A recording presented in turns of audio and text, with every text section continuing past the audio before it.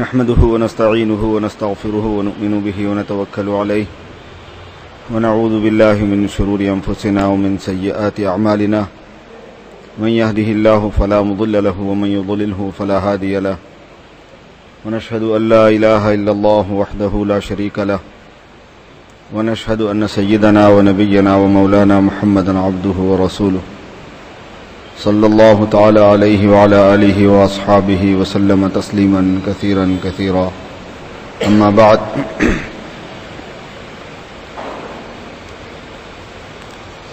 حضرات علماء کرام،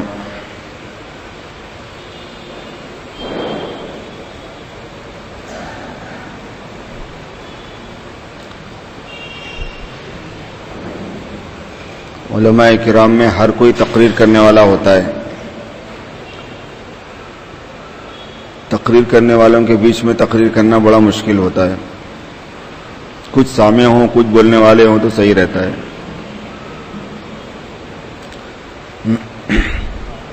اس لیے یہ کوئی تقریر نہیں ہوتی ہے، کوئی بیان نہیں ہوتا. اہل علم میں جو دینی مدارس سے فارغ ہوتے ہیں ان کے ساتھ جب بات ہوتی ہے تو وہ ایک خاص نوعیت کا مذاکرہ ہوتا ہے. وہ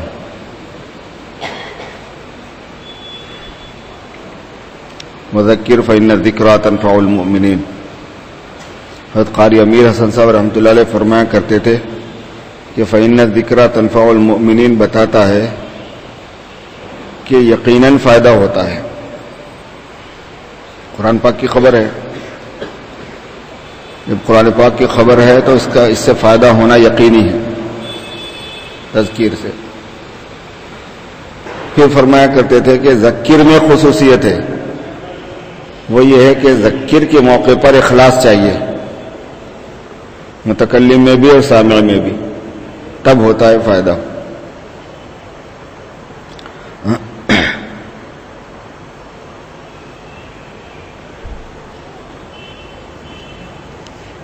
ابھی مولانا بھی آپ کے سامنے وہی بات فرما رہے تھے کہ اللہ تبارک و تعالی نے حضرات علماء کو امت کا سرپرست بنایا ہے، اور امت کے تمام کام، امت میں کیے جانے والے سارے کام وہ علماء اس کے سرپرست ہوں گے. کسی ایک شعبے کے یہ سرپرست ہیں ویسا نہیں ہے، تمام شعبوں میں سرپرست ہیں. اس لیے جہاں تعلیم میں سرپرست ہیں، تربیت میں سرپرست ہیں، تبلیغ میں بھی سرپرست ہیں، تزکیے میں بھی سرپرست ہیں،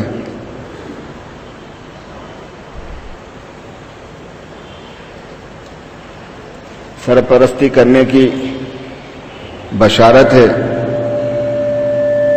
ارے یار پہلے ہی صحیح تھا. اور اگر سرپرستی سے رہ جائیں، سستی ہو جائے اس میں، تو وعید بھی ویسے ہی ہے. خیارکم خیار العلماء شرارکم شرار العلماء، وہ کما قال علیہ الصلاۃ والسلام. ترجمہ میں نہیں کروں گا کیونکہ کچھ غیر علماء بھی موجود ہیں.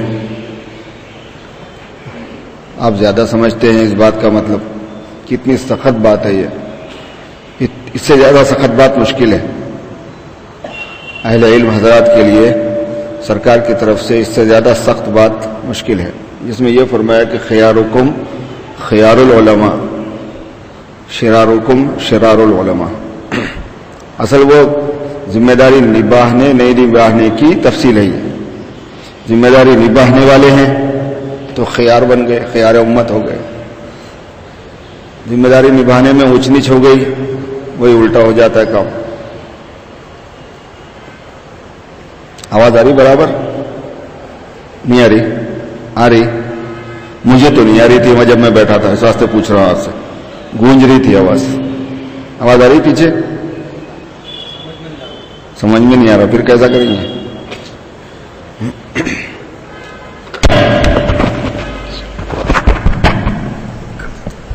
یہ ذرا ہلکا وہ لگا لینے کی عادت نہیں ہے. اچھا ایسا کر لو، یہ بھی رندے اس کو بند کر ڈالے. اس کو یہیں رہنے تو بول نہیں سکتے تھوڑی دیر. انہیں نہیں کرا تو پھر اس کو ٹرائی کریں گے.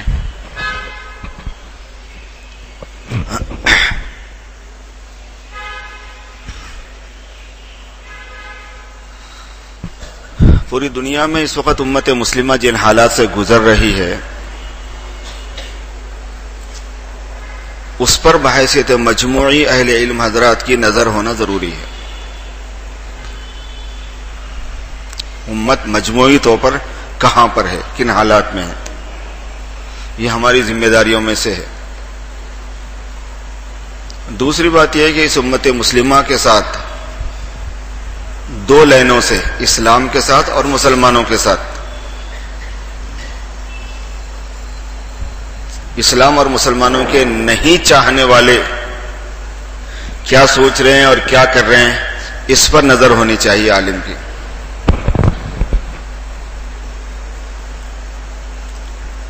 علماء نے لکھا ہے, علامہ شعرانی نے بھی لکھا ہے, علامہ شامی نے بھی لکھا ہے, حضرت شاہ صاحب نے بھی لکھا ہے, حضرت شاہ ولی اللہ محدث دہلوی رحمۃ اللہ علیہ, کہ عالم عالم و اہل زمانے ہی ہوتا ہے. عالم و اہل زمانے ہی, اپنے زمانے والوں کو سب سے زیادہ جاننے والا ہوتا ہے. تو وہ سب چیزیں اس کے علم میں ہونا ضروری ہوتا ہے. بعض مرتبہ مجموعے پر نظر نہیں ہونے کی وجہ سے جزیات پر حکم لگانے میں گڑبڑ ہوتی ہے. مجموعے پر نظر نہیں ہونے سے جزیات پر حکم لگانے میں گڑبڑ ہو جاتی ہے.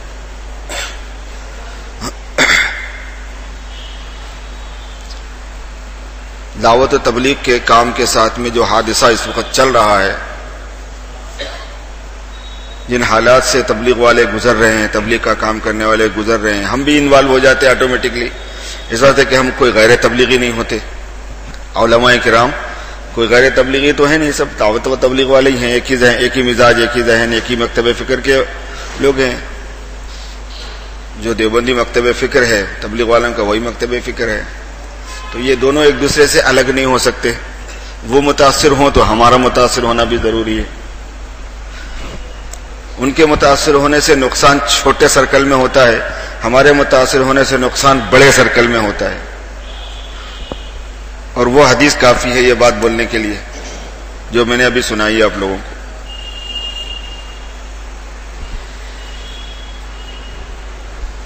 ایسے ہی عوام کی متاثر ہونے سے خیر کی لائن سے, موافقت کی لائن سے فائدہ جو ہے نا وہ محدود سرکل میں ہوگا, اور علماء کرام اگر موافقت کی لائن سے چلیں گے تو جو فائدہ ہوگا وہ بڑے سرکل میں ہوگا. نقصان والا پہلو بھی ویسے ہی ہے اس کا, نفع والا پہلو بھی ویسے ہی ہے اس کا.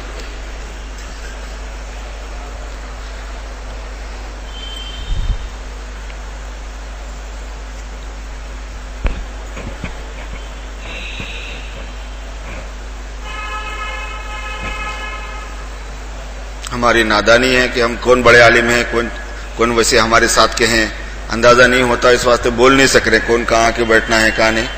جو علماء کرام پرانے ہیں, یہاں کے استاد الاساتذہ ہیں, ان کے سب شاگرد ہیں بہت سارے, تو وہ ان سے ریکویسٹ ہے, درخواست ہے کہ وہ خود ہی ذرا اوپر کی طرف آ کے بیٹھ جائیں تاکہ ہماری طرف سے اکرام ظاہر ہو جائے. تو ویسے سبھی علماء ہیں, لیکن علماء میں فرق ہوتا ہے. کوئی بڑی عمر کے ہوتے ہیں, کوئی چھوٹی عمر کے, کسی کی صلاحیت زیادہ, کسی کی کم. مدرسوں سے فارغ ہو جانا الگ چیز ہوتی ہے, صلاحیت ہونا الگ چیز ہوتی ہے, سب کو ہی پتہ ہے. صلاحیت ہونا الگ چیز ہوتی ہے, صالحیت ہونا الگ چیز ہوتی ہے, وہ بھی سب کو پتہ ہے. صلاحیت ہونا, صالحیت ہونا الگ چیز ہوتی ہے, مقبولیت ہونا, غیر مقبولیت ہونا الگ چیز ہوتی ہے, یہ بھی پتہ ہے سب کو. مقبولیت ہونے میں پھر نفع عام ہونا, نفع تام ہونا, اس کی شکلیں الگ ہیں.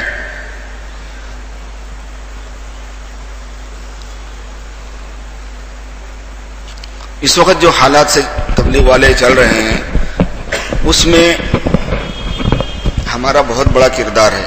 ہمارا ذہن صاف ہونا بہت ضروری ہے,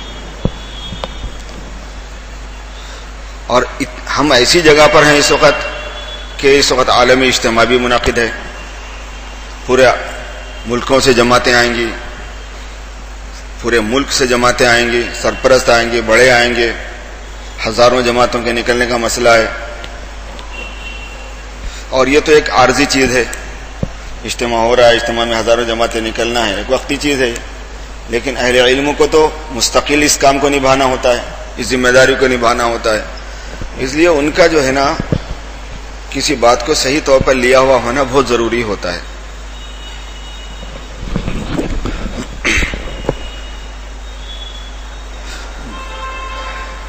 چونکہ میرے سے متعلق کام یہی ہے، علماء کرام کے ساتھ جب مذاکرہ ہو، یہاں ساتھی جب مشورہ کر رہے ہیں تو مجھے یہی کہہ رہے ہیں کہ آپ تھوڑی توضیحی بات کریں، وضاحت والی بات کریں. اس وجہ سے مجھے یہی ٹاپک پہ ڈائریکٹ آ جانا پڑا.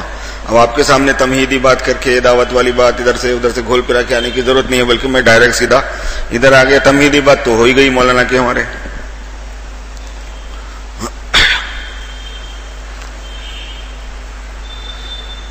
بات بہت لمبی ہے میرے دوستو، وقت بہت تھوڑا ہے اپنے پاس، اور میں سمجھتا ہوں کہ تھوڑا بھی آپ کے لیے بہت ہے. سمجھداروں کے لیے رخ مل جاتے ہیں. اصل مسئلہ جو چلا ہے اس کے دو رخ ہیں. ایک یہ ہے کہ دعوت کے کام سے، تبلیغ کے معروف کام سے جو پھیلاؤ ہو رہا ہے پوری دنیا میں اسلام کا، مسلمانوں کا، اور ان کا جو شعور بیدار ہو رہا ہے دینی اعتبار سے، اور ان کا دین ان کے اندر سے ان کے باہر ظاہر ہو جا رہا ہے. سب سے زیادہ کھلانے والی جو چیز ہے، الجھاؤ میں ڈالنے والی جو چیز ہے، وہ یہ ہے کہ پیٹ میں کسی کے کوئی بھی مذہب ہو اعتراض نہیں، پیٹ کے باہر اگر مذہب نظر آنے لگے تو وہ پرابلم کریٹ کرتا ہے. اس سے مسائل پیدا ہو رہے ہیں. اس سے مسائل کیا پیدا ہو رہے ہیں؟ اس سے مسائل یہ پیدا ہو رہے ہیں کہ دنیا میں دنیا دار لوگ یہ چاہ رہے ہیں کہ ایک ہی ثقافت، ایک ہی تہذیب کا مظاہرہ ہونا چاہیے پوری دنیا میں، کسی دوسری تہذیب کا گزارا نہیں ہے. ایک ہی مذہب ہونا چاہیے، ایک ہی عملاً ایک ہی مذہب ہونا ہے، ثقافت ایک ہی ہونا، تہذیب ایک ہی ہونا، معاشرت ایک ہی ہونا، اور وہ ہمارے کنٹرول میں ہونا، ہمارے ڈومینیشن سے ہونا. یہ ہے اس وقت دنیا داروں کی سوچ ایسی ہے. تبلیغ کے کام کے ذریعے سے اللہ تبارک و تعالیٰ نے جو خاص خدمات لی ہیں، اس کا فائدہ پہنچایا امت کو، وہ یہ ہے کہ ان کا دین اپیئر ہو جا رہا، باہر آ جا رہا. چہرے سنت کے مطابق ہو جا رہے ہیں، لباس سنت کے مطابق ہو جا رہا ہے، شرعی لباس میں آ جا رہے ہیں. نمایاں طور پر مسلمان ہونا محسوس کیا جا رہا ہے، دکھ رہا ہے. بزنس میں بھی، مختلف قسم کے شعبوں میں بھی، یونیورسٹیز میں بھی، کالجز میں بھی، ہائی اسکولوں میں بھی، بہت سی چیزوں، اور پوری دنیا میں اس بات کا چرچا ہے. دیکھا جا رہا ہے اس بات کو، محسوس کیا جا رہا ہے اس بات کو. اور بہت تھوڑی سی محنت کا یہ اثر ظاہر ہو جاتا ہے. ہم لوگ 7-8 سال مدرسے میں پڑھ کے فارغ ہو کے وہ تاثر لے کے نہیں آتے جو 4 مہینے میں ان کا آدمی تاثر لے کے آ جاتا ہے. اس کی خاص وجہ ہے. یہ مطلب نہیں ہے کہ وہ ہم سے زیادہ پڑھ لیتے ہیں، وہ ہم سے زیادہ جان لیتے ہیں، ہم سے زیادہ مشق کر لیتے ہیں، ایسا نہیں ہے. وہ اس کے خاص ریزن ہے. بہت سے اسباب ہیں. اس کے ان اسباب میں سے ایک سبب یہ بھی ہوتا ہے، بندے کے ناقص غور و فکر سے جو بات آئی سمجھ میں، ہم اللہ کے راستے میں ہیں بلکہ مذاکرہ نہیں کرتے. حالانکہ صریح نص موجود ہے کہ طالب علم اللہ کے راستے میں ہوتا ہے.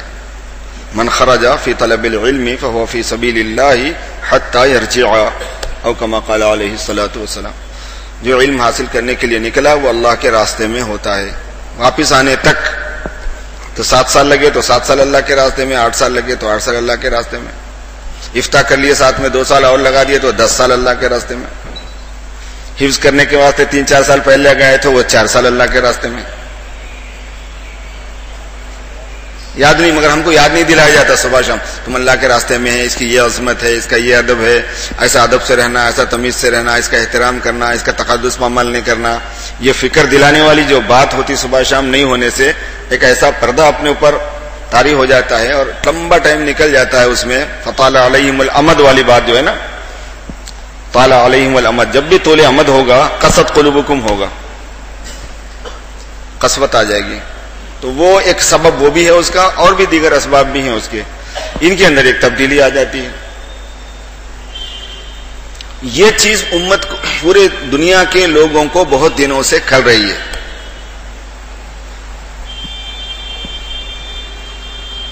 سب کو معلوم ہے آپ لوگوں کو کہ میں شکاگو میں ہوتا ہوں, وہاں کے حالات قریب سے دیکھنے سننے کو ملتے ہیں ان لوگوں کے.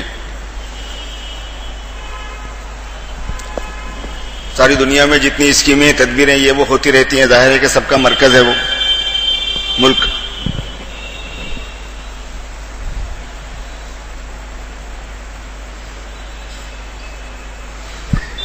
تو جو چیزیں وہاں علم میں آتی ہیں ان میں سے ایک چیز یہ آتی ہے کہ جتنی ایکٹیویٹیز اس وقت ہو رہی ہیں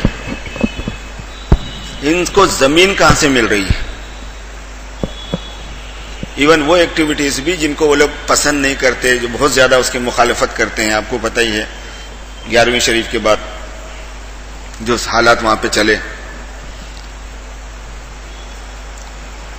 کہ یہ ان ایکٹیویٹیز کو غذا کہاں سے ملتی ہے, فیڈ بیک کہاں سے مل رہا ہے. تو ان لوگوں کا تجزیہ یہ ہے کہ ان کو غذا یہاں سے ملتا ہے. کس طرح سے ملتی ہے؟ یہ لوگ لے جاتے ہیں, آدمی کو مذہب کی فکر دلا دیتے ہیں, مذہب کے لیے جان مال لگانے کا جذبہ ابھار دیتے ہیں, مذہب پر عمل کرنے کا شوق پیدا کر دیتے ہیں, آخرت کی فکر پیدا کر دیتے ہیں. تو جب جان مال قربان کرنے کے جذبے سے سرشار ہو کے آدمی آتا ہے تو دوسرے لوگ بھی ان کو کیاش کر لیتے ہیں, دوسرے اغراض والے بھی ان کو کیاش کر لیتے ہیں. یہ ہمارے تبلیغ والے بھی بہت شکایت کرتے ہیں اپنی یہاں پہ کہ ہم لوگ 6 روزہ میں لے جا کے لاتے ہیں, 10 روز میں لے جا کے لاتے, آتے ہی جو ہے نا دوسرے مکتب فکر کے جو لوگ ہیں وہ اس پہ ڈورے ڈال کے اس کو شکار کرنے کو جاتے ہیں. چونکہ خود سے تو اس کو متوجہ کرنا دین کی طرف ہو نہیں پا رہا, تو جو متوجہ کر دیا اس کے بعد کا کام اپن کر لیں گے, اس کو اپنے فکر میں شامل کر لیں گے, اپنے مکتب فکر کا بنا لیں گے. بلکہ اس پہ محنت ہوتی کہ تو سورہ فاتحہ کیسا نہیں پڑھا نماز میں, تو ایسا کیسا کرا, تو ایسا کرا, تو ٹانگا کہیں کو نہیں چیرا, جو مسئلے ان کے شروع ہو جاتے. دوسرا آدمی اس پہ ڈورا ڈالنا شروع کر دیتا ہے. تو جیسے یہ ڈورے ڈالتے ہیں تو ویسے ہی ان لوگوں نے یہ سرچ کیا ہے کہ پوری امت دوسرے لوگ بھی ڈورے ڈالتے ہیں ان پر. ان کا اپنا ایک تجزیہ ہے, کس حد بہت حد تک وہ صحیح بھی نہیں ہے. ایسا کوئی کسی کے ساتھ اتفاقاً اگر کوئی معاملہ ہو گیا ہو تو کوئی قاعدہ عام تو نہیں ہوتا نا, وہ عام قاعدہ تو نہیں ہوا کرتا. تو اس لیے وہ استنتاج صحیح نہیں ہے, وہ استدلال بھی صحیح نہیں ہے ان کا. وہ مگر میں ان کی سوچ بتا رہا ہوں میں آپ کو کہ وہاں ایک چیز بہت پائی جاتی ہے, کامن ہے. اس میں مختلف آرٹیکلز جو ہے نا, مضامین ان کے مسلسل آتے رہتے ہیں, مسلسل آتے رہتے ہیں.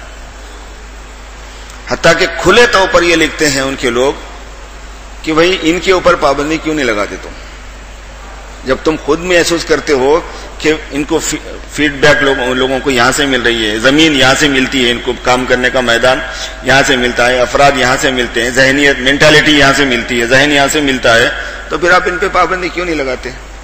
تو ان کے خواص نے جو جواب دیا ہے, انہوں نے یہ جواب دیا ہے کہ اس کا جو ہیڈ آفس ہے وہ ایسی جگہ پر واقع ہے کہ ان سے ہمارا کوئی پنگا نہیں ہے. ڈاکومنٹڈ ہے یہ بات, ابھی تک ویب سائٹ پہ پڑی ہوئی ہے یہ بات. اگر اس کا ہیڈ آفس دوسری جگہ ہو جائے, دوسری کنٹری میں ہو جائے, تو ہم بہت آسانی سے اس کو کیپچر کر لیں گے. یہ لکھا ہوا ہے. اس قسم کی باتیں, یعنی یہ بھی ایک بات ہے, اور بھی بہت سی باتیں لکھی ہوئی ہیں اور ہوتے رہتی ہیں, اور ہمیشہ چل رہا. تقریباً 10 سال سے جو ہے نا ہر وقت کوئی نہ کوئی لکھی رہا, اس پہ آتے رہتے آرٹیکل. پی ایچ ڈیز کیے گئے اس پر, ایک شخصیت پر پی ایچ ڈی ان کے لوگوں نے کی ہوئی ہے. مولانا الیاس صاحب پر پی ایچ ڈی ہے, مولانا یوسف صاحب پر پی ایچ ڈی ہے, مولانا انعام صاحب پر پی ایچ ڈی ہے, دارالعلوم دیوبند پر پی ایچ ڈی ہے, دارالعلوم دیوبند کی ہسٹری پر پی ایچ ڈی ہے, شاہ اسماعیل شہید پر پی ایچ ڈی ہے, سید احمد شہید بریلوی پر پی ایچ ڈی ہے. وہاں سے چلا ہے نا یہ سلسلہ اصل. حضرت شاہ ولی اللہ پہ پی ایچ ڈی ہے, ان کی ہوئی. اپنے مسلمان کر رہے ہیں ویسا نہیں, غیروں کی ہوئی بھی ہے. بہت اس کے اوپر ورک ہو رہا ہے, بہت دنوں سے ہو رہا ہے, بہت لمبی پلاننگ چل رہی ہے. اپنے زمانے کے لوگوں کو اور ان کی ایکٹیویٹیز کو جاننا اہل علم حضرات پر ضروری ہے. یہ بات کہنے کے ضمن میں یہ عرض کر رہا ہوں آپ سے کہ کیا ہے, ہم کو کوئی اندازہ ہی نہیں ہے.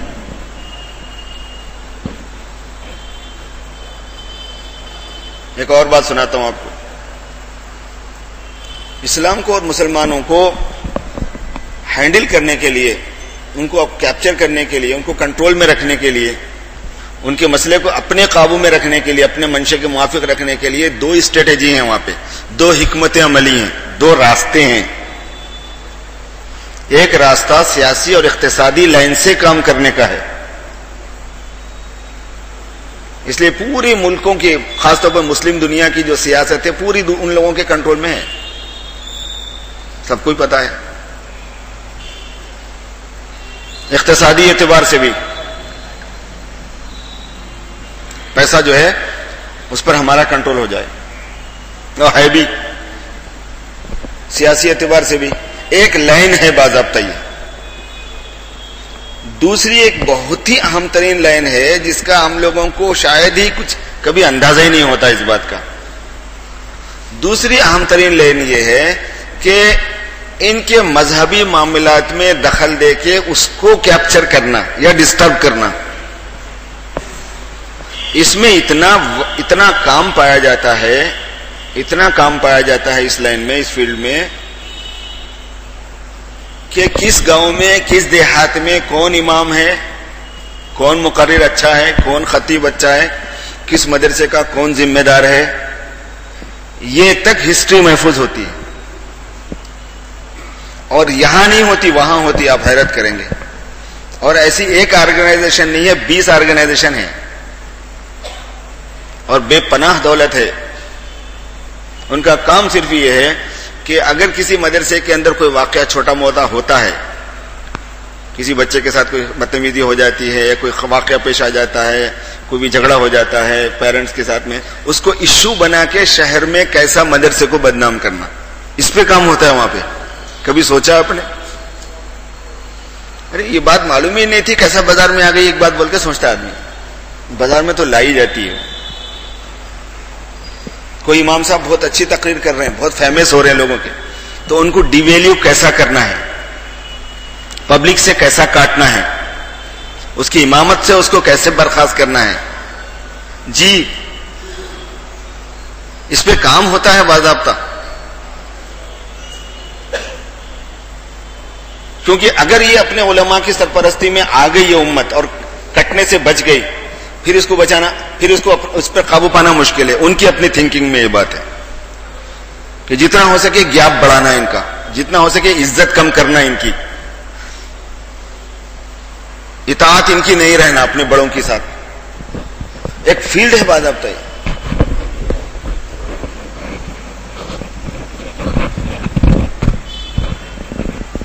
ایک بات سے اندازہ آپ کر سکتے ہیں کہ دشمن کی سوچ کہاں تک چلی گئی اور ہم بیٹھے ہوئے ہمارا دماغی کام نہیں کرتا. اوباما جو ہے وہ شکاگو کا ہی ہے، اس کا وطن شکاگو ہی ہے، شکاگو میں ہی گھر اس کا. اس کے اس وقت کی بات بوروں میں اس کی پریسیڈنٹ شپ کے موقع پر جب وہ صدارت کے واسطے انتخابات لڑ رہا تھا، اس نے شکاگو میں جو بیان دیا تھا، آج سے 15 سال پہلے کی بات بول رہا ہوں میں آپ کو، اس موقع پر اس نے جو بات کہی تھی وہ اتنی عجیب تھی. اس نے کہا تھا کہ تم مجھے سلیکٹ کر لو، ہندوستان پاکستان کے دینی مدرسوں کو ختم کرنا میری ذمہ داری. بھئی تمہارے کو سلیکٹ کرے تو ہندوستان کے مدرسوں سے تیرے کو کیا پریشانی ہے، پڑوس کے مدرسوں سے تیرے کو کیا پریشانی ہے. ان کو معلوم ہے مدارس کیا چیز ہیں، علماء کیا چیز ہیں، ائمہ کیا چیز ہیں، مفتی کیا چیز ہیں. ان کو پتا ہے کہ جس دن مسلمانوں کے عوام میں ان کے علماء اور ان کے مفتی اور ان کے ائمہ حضرات کی عزت صحیح معنی میں آ جائے گی اور وہ ان کی بات صحیح معنی میں لینا شروع کر دیں گے اور یہ لوگ صحیح معنی میں قرآن و حدیث ان کے سامنے پیش کرنا شروع کر دیں گے، اس دن تو ہماری دنیا تنگ ہو جائے گی. ان کو معلوم ہے بات. یہ اتنا زیادہ ہوتا ہے کہ وہاں رہنے والا اس سے بے بہرا نہیں رہ سکتا. اس کے علم میں آنے نہیں جان کر بھی اس کے علم میں آ جاتی ہیں یہ سب چیزیں. اتنا زیادہ کامن طریقے پر، اتنا مشہور طریقے پر، اتنا عمومیت کے ساتھ میں یہ پروپیگنڈا چلتا رہتا ہوں. یہ باتیں آتی رہتی ہیں سامنے. اس وجہ سے ہم ظاہر ہے کہ ہم نے کوئی سیاسی آدمی ہے، نہ کبھی سیاسی بات کرتے، نہ اس میں کبھی جاتے، لیکن ہمارے بھی کان میں یہ سب باتیں پڑی ہوئی ہیں اور ویسے ہی نہیں پڑی ہوئی ہیں، سرسری ڈیپ میں پڑی ہوئی ہیں، تحقیق سے پڑی ہوئی ہیں. لوگوں نے تحقیق کر کے بتایا ہوا ہے، خود کو ہم نے خود تحقیق کر لیا ہے. یہ ایک بیک گراؤنڈ ہے. اس بیک گراؤنڈ کے ساتھ میں میرے دوستو یہ بات بہت دنوں سے پلاننگ کے اندر تھی کہ دعوت کے کام کو ڈسٹرب کیسے کرنا، نقصان کیسے پہنچانا، توڑنا کیسا اس کو. چونکہ بریک کر دو، توڑ دو، آپ خود ہی طاقت ختم ہو جاتی ہے. چھوٹے چھوٹے پاکٹوں میں کر لینے دو، چھوٹے چھوٹے ٹکڑوں میں کر لینے دو کام کو، طاقت خود ہی ختم ہو جاتی ہے. یہ اجتماعی طور پر جو عالمی پیمانے پر لاکھوں جمع ہوتے ہیں، لاکھوں لوگ نکلتے ہیں، لاکھوں کام ہوتا ہے، لاکھوں مطلب گشتیں ہونے لگتی ہیں، لاکھوں اجتماعات ہونے لگتے ہیں چھوٹے چھوٹے، یہ جو سلسلہ ہوتا ہے، اور 1 سے 2، 2 سے 4، 4 سے 8، 8 سے 16، 16 سے 32، 32 سے 64 کا جو سلسلہ ان کے پاس چلتا ہے، یہ تو لا تقف عند حد ہے، کہیں پہ بھی جا کے رکنے والا نہیں دکھ رہا ہے. یہ تو سب کو کھا جائیں گے ان کے حساب سے. ہمارے پاس ہدایت عام ہو جائے گی، سب کا نفع ہو جائے گا، سب جہنم سے بچ جائیں گے. ان کے پاس یہ ہے کہ یہ سارے کھا سب کو کھا جائیں گے. تو اس کو کیسے توڑا جائے، اس کے اوپر بہت زمانے سے کام چل رہا تھا. خود میرا اپنا مشاہدہ ہے کہ یہ اختلافات شروع ہونے سے 3 سال پہلے میں نے اس پہ کام ہوتے ہوئے دیکھا تھا. میرے کو معلوم ہے میں نے کہاں دیکھا، کس کے پاس دیکھا، کون صاحب اس کے اوپر کام کر رہے تھے، کن کو ہائر کیا گیا تھا اس کام کے لیے. یہ ڈیٹیل معلوم ہے، لیکن ضرورت نہیں ہے بولنے کی. ضرورت پڑے گی تو بتاؤں گا بھی. میں کوئی شرم، کوئی حجاب کی بات نہیں ہے، مجھے ڈر نہیں ہے. کیا ضرورت ہے ڈر کو نا، ہم کسی کا کیا نقصان کر رہے ہیں. مطلب یہ ہے کہ اس پہ بہت لمبے وقت سے کام ہو رہا ہے. ہوتا کیا ہے، ان کے کرنے کے طریقہ کار میں بہت تفصیل ہوتی ہے، ڈفرینسز ہوتے ہیں. عملاً یہ ہوا کہ اس کو کرنے کے لیے کن چیزوں کو کیش کرنا چاہیے، کیسے استعمال کرنا، کس کو استعمال کرنا اپنے کام کے لیے. حد یہ ہوتی ہے اس میں کہ استعمال ہونے والے کو اندازہ نہیں ہوتا کہ اس کو کون یوز کر رہا ہے، کون استعمال کر رہا ہے، کیسے وہ استعمال ہو رہا ہے، کون اس کو استعمال کر رہا ہے، اس کا اندازہ نہیں ہوتا. خیر بات بہت لمبی ہو جائے گی. کتنے بجے ہے اذان؟ 8 بجے تک اذان ہے. 8 بجے، اچھا نماز 8:30 کو ہے، تو 8 بجے تک اپن چل سکتے ہیں.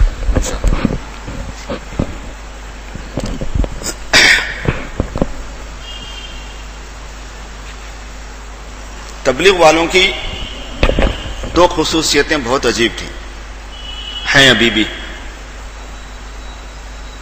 ایک خصوصیت ان میں اطاعت امیر ہے، جواب نہیں ہے اس کا. حضرت جلال آبادی رحمۃ اللہ علیہ کے جب ہم پڑھتے تھے وہاں پر ہمارے اساتذہ حضرت مولانا رفیق احمد صاحب، مولانا عقیل الرحمان صاحب وغیرہ جو ہمارے جلال آباد کے اساتذہ ہیں، اپنے پڑھنے کے زمانے کی بات میں بول رہا ہوں آپ سے، ان سے میں نے پوچھا تھا کہ تبلیغ والوں کی کیا خصوصیت ہے. تو انہوں نے کہا تھا کہ تبلیغ والوں کی خصوصیت اطاعت امیر ہے، اپنے امیر کی ماننا. اس چیز نے ان کو ساری دنیا میں چلا دیا، اور اس چیز نے ان کے کام کا اثر ساری دنیا میں ڈلوا دیا. یعنی اللہ نے ڈالا، سبب یہ بنا. اطاعت امیر ہے ان میں.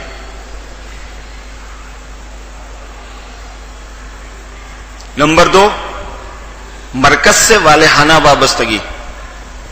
مرکز نظام الدین سے ان کی والہانہ عقیدت، والہانہ وابستگی، مقبولیت اس کی. کوئی کام دین کے کاموں میں سے ایسا نہیں ہے کہ جس میں عالمی اعتبار سے کوئی ایک مرکز ہو. عبادت کا مرکز تو ہے بیت اللہ، سمجھ آ رہا نہیں، لیکن تعلیم اور تربیت اور دعوت کے مراکز میں سے عالمی مرکز آپ کسی کو نہیں بول سکتے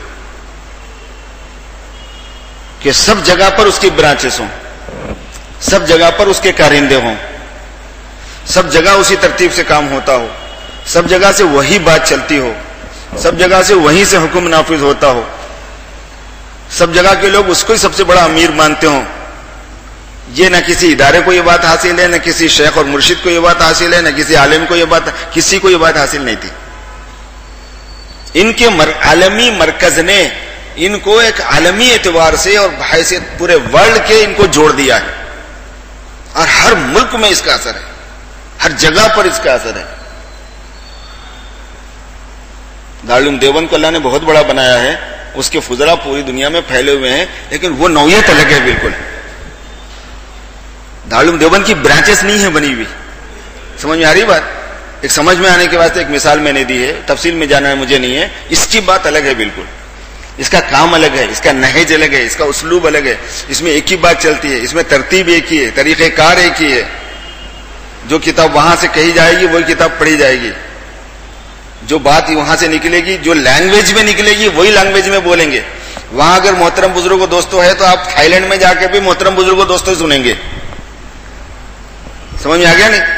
ایک ہی لینگویج، ایک ہی اسلوب، ایک ہی لینگویج. اگر بدلی بھی ہے، زبان بدلی بھی ہے، اسلوب ایک ہی ہے. اور وہی 6 نمبر کا مذاکرہ، اور سیاست میں نہیں جانا، مسائل میں نہیں جانا. سیاست میں نہیں جانے سے کام کو باؤنڈری ختم ہو گئی. مولانا الیاس صاحب رحمۃ اللہ علیہ کی سیاست کا آپ اس سے اندازہ لگائیے کہ کتنے بڑے سیاس آدمی تھے. وہ اتنے بڑے سیاستدان اس پوری صدی میں نہیں پیدا ہوا کوئی. 2 ہی کاموں نے ان کے کام کے ساتھ اتنی وسعت کا معاملہ کیا، میں بتا نہیں سکتا. ایک پالیسی ان کی کہ سیاسی معاملات میں مت جاؤ، بارڈر ختم ہو گئے. جب سیاست میں دخل نہیں دینا ہے تو ایک ملک کو دوسرے ملک سے کوئی بارڈر ہی نہیں رہا.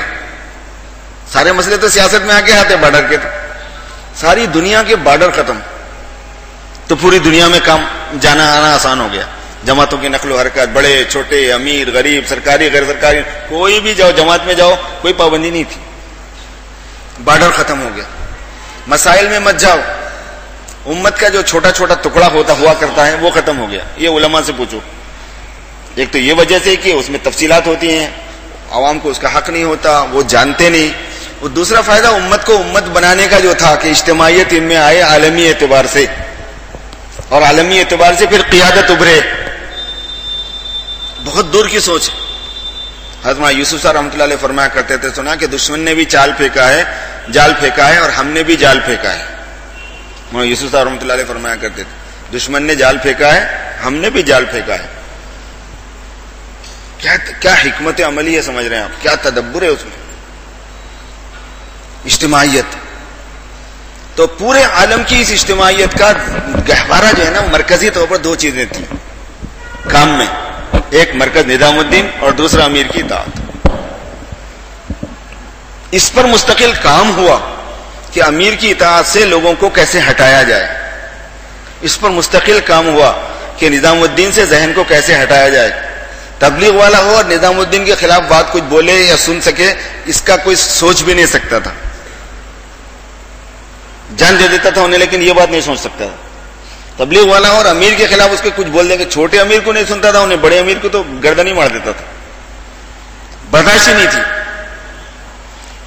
تو ایک بہت بڑی اسٹریٹجی کے ساتھ میں اس کی برداشت لائی گئی، سننے کے قابل بنایا گیا ان باتوں کو، پھر متاثر ہونے کے قابل بنایا گیا.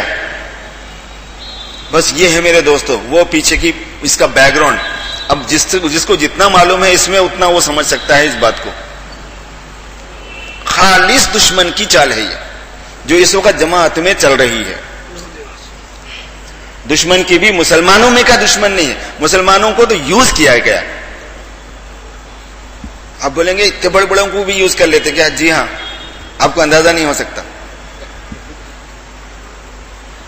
ان کو خود پتہ نہیں چلتا کہ ان کو کیسے استعمال کر لیا گیا. تھوڑی سی میں اس کی تفصیل بھی سنائی دیتا ہوں آپ کو، تاکہ اندازہ ہو سکے اور ہم اپنے بڑوں کے بارے میں بدگمان بھی نہ ہو. کیونکہ اس میں جو بڑے بڑے لوگ بھی ہیں، بعض قابل احترام لوگ ہیں، ان کا تقدس اپنی جگہ پر ہے، ان کا لحاظ اپنی جگہ پر ہے، ان کا ادب اپنی جگہ پر ہے، بے ادبی بھی کرنا نہیں ہے. لیکن بات کو تو سمجھنا ہے کہ ہے کیا قصہ. نہیں میرے کو نہیں جمتا ہو، اس وجہ سے میرے کو ہاتھ میں ہی پکڑنا پڑتا. آگے پیچھے ہو رہا ہوں کیا؟ چلو ٹھیک ہے. اس میں میرے دوستوں بھائیوں جو بات ہوئی ہے،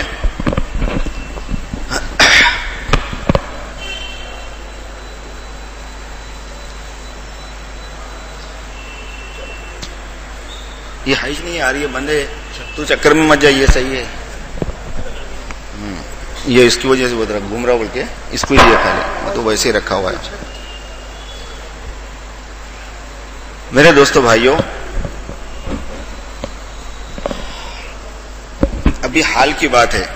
حضرت مولانا طلحہ صاحب دامت برکاتہم، سب کو پتا ہے کہ تھوڑے دن پہلے انہوں نے اس بات کا ذکر کیا مولانا سعد صاحب سے کہ یار میرے کو غلط فہمی میں ڈال دیا گیا تھا.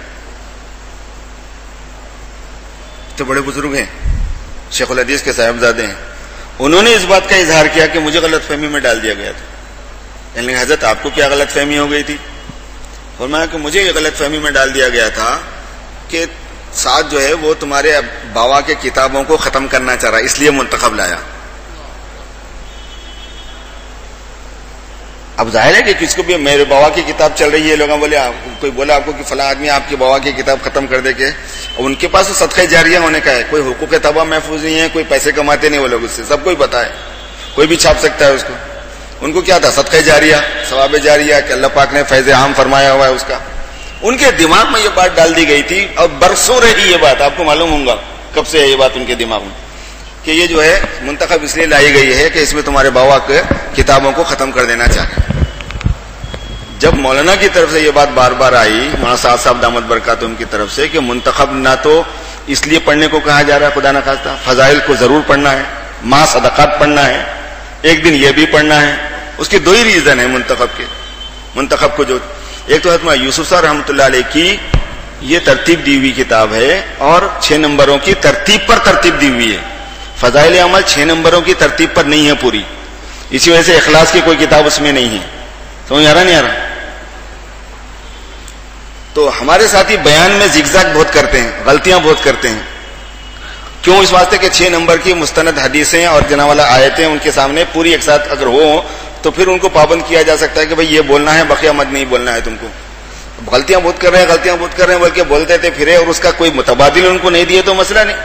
تو اس وجہ سے مولانا یوسف صاحب رحمۃ اللہ علیہ نے اس کو لکھا تھا, اور مولانا یوسف صاحب رحمۃ اللہ علیہ کے اس مسودے کو مولانا نے پڑوس میں بھیج کے بعض ساتھیوں سے کام کروایا اس پہ کہ بھئی اس کو چھاپنے کا کام کرنا ہے. تو کام کرا ہے تو پڑوس والے یہ تھوڑی بول سکتے کہ ہم کریں یہ کام, بول کے بھئی اب گھر بناتے, میستری سے گھر بناتے, تو میستری بول سکتا ہے یہ گھر میں بنایا اس میں میرا ہے بول کے, تیرے کو تو مزدوری پہ لگائیں گے نا بھائی. تو ویسے ہی ہوا سو ہے وہاں پہ. اور وہ بھی اتفاق کی بات, جو آپ لوگوں واٹس ایپ جو لوگ یوز کرتے ہیں نا, وہ بہت بڑی غلطی کرتے ہیں. وہ غلط فہمی میں مبتلا ہونے سے بچ نہیں سکتے. ایک بات قاعدے کی ہے کہ آپ کا سورس کیا ہے, ذریعہ علم کیا ہے. اگر ذریعہ علم غلط ہے تو غلط معلومات آئیں گی, ذریعہ علم مشتبہ ہے تو مشتبہ معلومات آئیں گی, ذریعہ علم کنفیوژن والا ہے تو کنفیوژن آپ میں پیدا ہوگا, ذریعہ علم مستند اتھینٹک ہے تو علم بھی مستند آئے گا. تو آپ کو سب کو پتا ہے کہ یہ کیسا ہے. اس میں ایک بات چلی ہوئی ہے, مولانا کے خلاف میں ایک بلال نامی شخص نے خط لکھا ہوا ہے بہت, وہ اس کو واٹس ایپ پہ بھی ڈالا ہوا ہے, آپ جو لوگ جانتے ہیں ان کو پتا ہے. اتفاق کی بات یہ ہے کہ ہمارے شکاگو کے حافظ سلمان جو ہیں, امام ہیں جامع مسجد کے تبلیغ کے مرکز کے, وہ حج کو گئے ہوئے تھے. ان سے ان صاحب کی ملاقات ہوئی جو اس کتاب پہ کام کرے, ان کا نام بلال ہے. تو انہوں بولے یار تم حضرت مولانا کے اتنے معتقد میں سے تھے, تم کیسا لکھ دیے مولانا کے خلاف؟ تو انہوں کیا بولے معلوم, ارے یار میں تو ابھی بھی ویسے ہی معتقد ہوں, اور میں مولانا کے خلاف تو سوچ بھی نہیں سکتا لکھنا. بولے ارے تمہارے نام سے خط ہے؟ تو بولے وہ میرے نام سے نہیں ہے, وہ دوسرے نام سے, اس کو تو میرا نام لینے بھی نہیں آیا. بولے میرا نام یہ ہے پورا, بول کے بتاؤں. ان کی طرف منسوب کر کے کوئی دوسرا آدمی اسی نام کے ساتھ میں بات چلا رہا ہے, اور ہمارے لوگ سمجھ رہے ہیں کہ ارے یہ بات صحیح ہے, یہ بات صحیح ہے. بس اپنے کو اتنا زیادہ غیر تحقیقی ذہن ہو گیا آپ لوگوں کا, باوجود دینی مدرسوں کے پڑھے ہوئے ہونے کے, کہ بہت افسوس کی بات ہے یہ کہ ہم لوگ بھروسہ کر لیتے ہیں غیر مستند ذرائع پر. تحقیق بھائی ٹھیک ہے, آپ کو زیادہ سے زیادہ تحقیق کا رخ ملا, کوئی بات انفارمیشن کی آ گئی ذہن میں تو آپ کو تحقیق کا راستہ ملا, اچھا بھائی اس مسئلے پر تحقیق کر لینا چاہیے. بھروسے کا کیسے مل گیا آپ کو, اعتماد کیسا مل گیا اس میں, سچ ہونا کیسے معلوم ہو گیا, اس کا حکم کیسا لگا دے سکتے آپ اس پہ؟ اگر خدا کا خوف ہے تو یہ 4 سیڑھیاں چڑھنے کے بعد کر سکتے کوئی کام. آپ بے خوفی ہوتی ہے, خدا ترسی جب کم ہو جاتی ہے اور اغراض سامنے آ جاتے ہیں تو پھر آدمی اعتماد کرنے لگتا ہے, بات چلا دیتا ہے. یہ بھروسے کی چیز نہیں. یہ جو اتنے سوشل میڈیا ہے اور ایپس ہیں نا جتنے, یہ ایک دوسری دنیا ہے جاننے کی ہے. یہ فری میں ہے نا,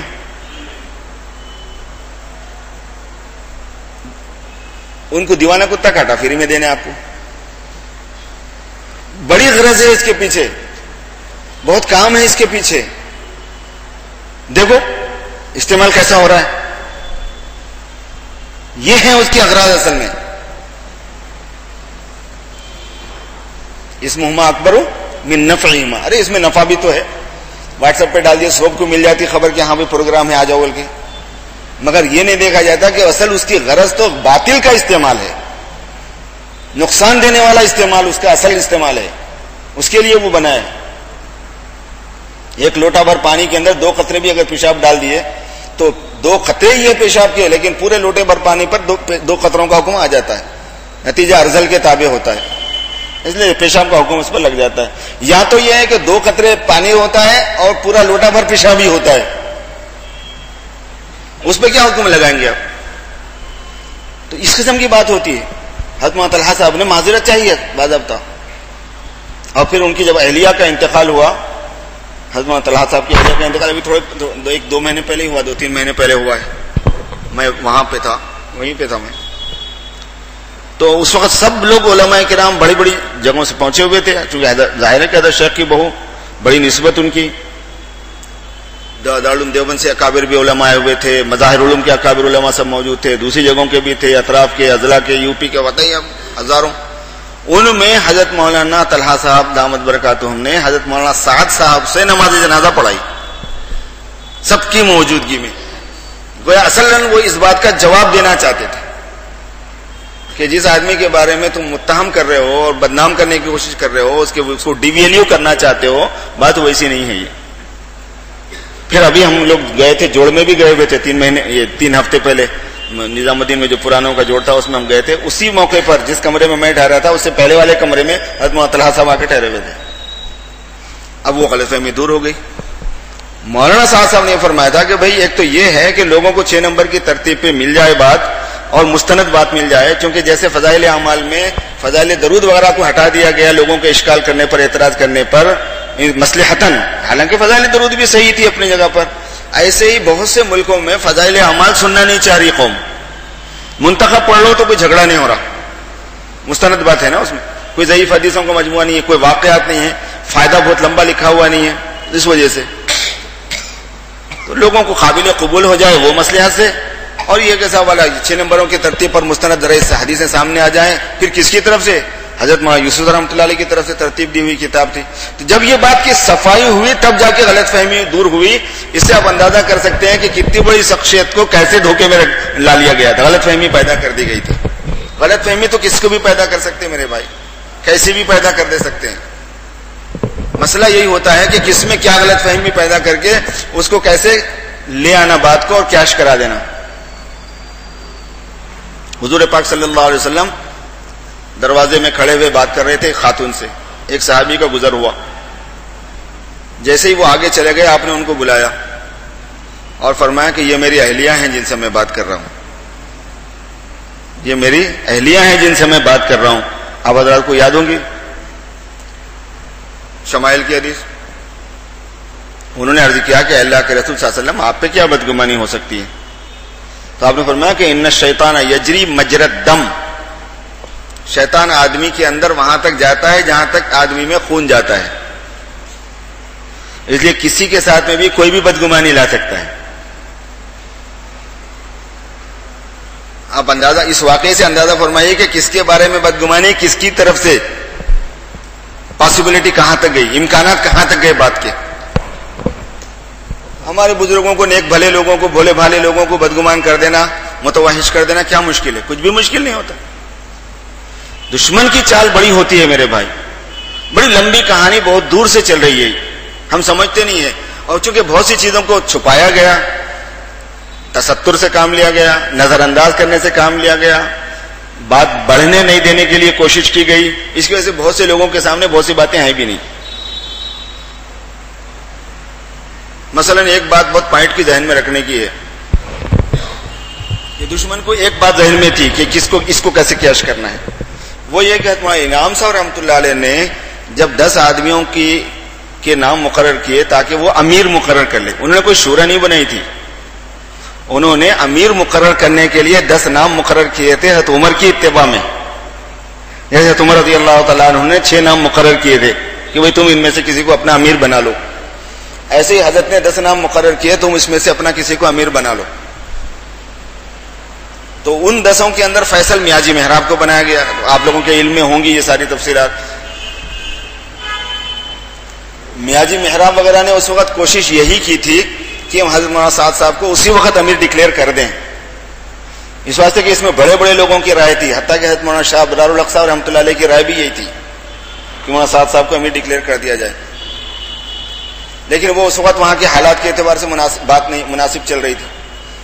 تو اس کی وجہ سے ہوا یہ کہ مولانا اظہار صاحب کو، چونکہ حضرت شیخ الحدیث نے لکھا تھا کہ مولانا اظہار صاحب جو ہے نا وہ مولانا سعد صاحب کی ایسی تربیت کریں کہ وہ کام کو لینے کے قابل ہو جائیں، لے کے چل سکیں، اپنے دادا کے کام کو لے کے چل سکیں. حضرت مولانا شیخ الحدیث کی حضرت مولانا اظہار صاحب کو خاص طور پر نصیحت تھی، اس وجہ سے ان کو فیصل کے طور پر رکھ دیا گیا. حضرت مولانا انعام صاحب کے صاحبزادے مولانا زبیر صاحب تھے، ان کو فیصل کے طور پر رکھ دیا گیا، ان کو رکھ دیا گیا. یہ 3 فیصل ہو گئے.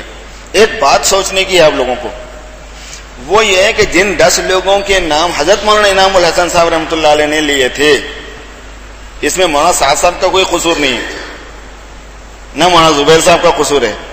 اور مولانا انعام الحسن صاحب کی جو حیثیت ہے، شخصیت ہے، وہ متفق علیہ تھی، اتنی وزندار تھی کہ جس کی حد نہیں.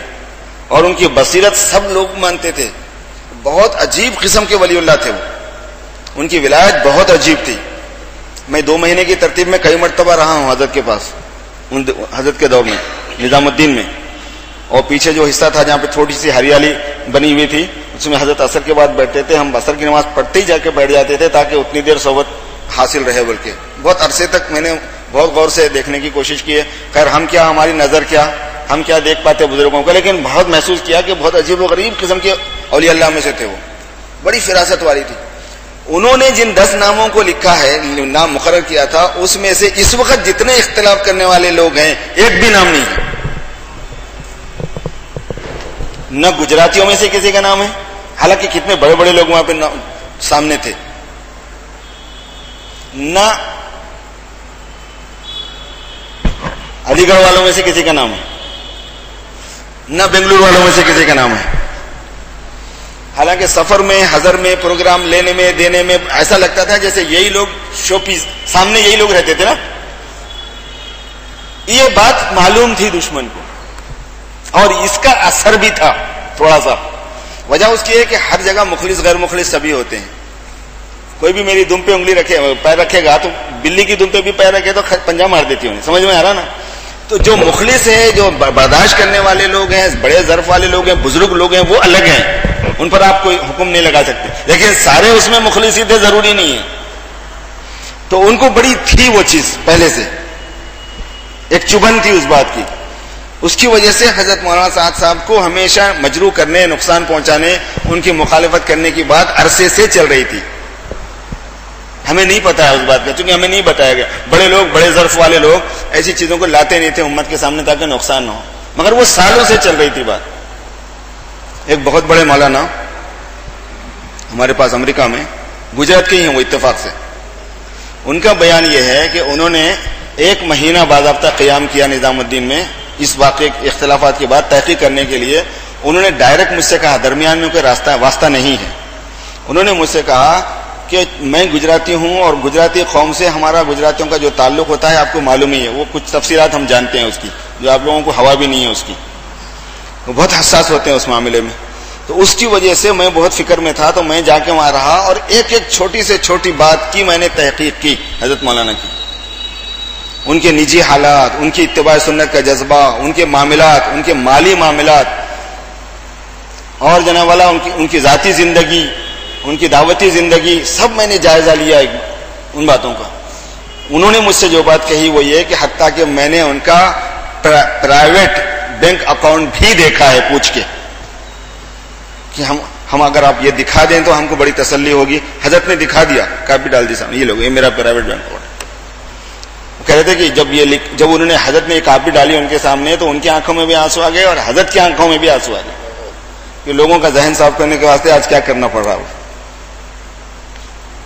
تو خیر اس پر انہوں نے جو باتیں مجھے بتائیں بہت سی ہیں. اس میں سے ایک بات انہوں نے یہ کہی کہ انہوں نے پوچھا کہ حضرت آپ گجرات والے آپ سے ناراض کیوں ہیں؟ مولانا صاحب سے پوچھا گجرات والے آپ سے ناراض کیوں ہیں؟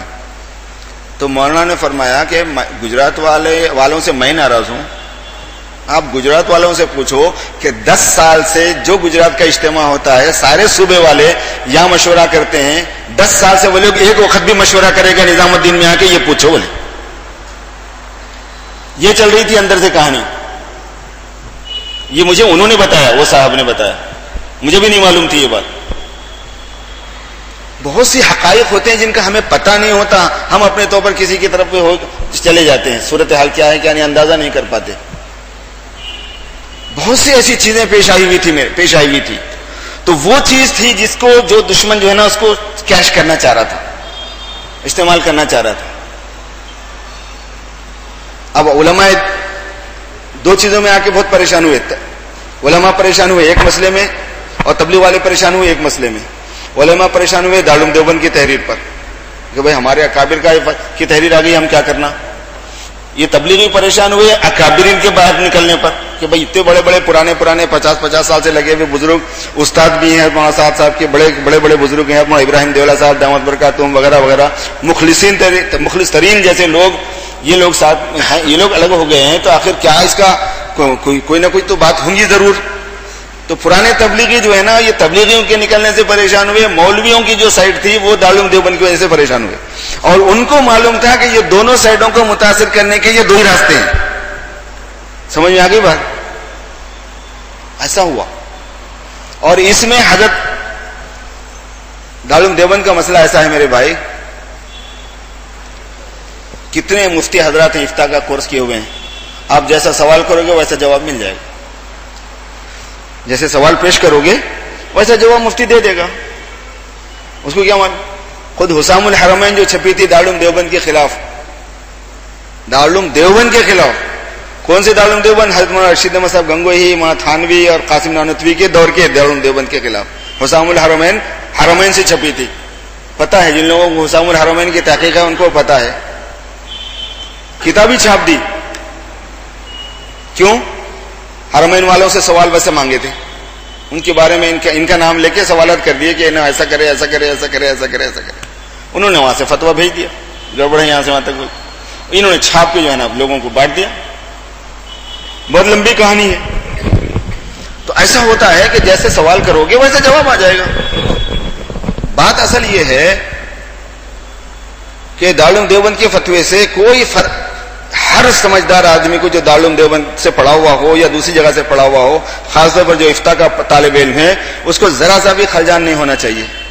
پہلی بات یہ تھی کہ حضرت مولانا نے کوئی بات بغیر مرجع کے نہیں کہی, ماخذ نہیں ہے اس کا, اور کوئی بات کہی ہو ایسا نہیں ہوا. اور اپنے علماء کی کتابیں اس کا ماخذ ہیں, اور اصل وہ مولانا یوسف صاحب رحمۃ اللہ علیہ کے ملفوظات ہیں.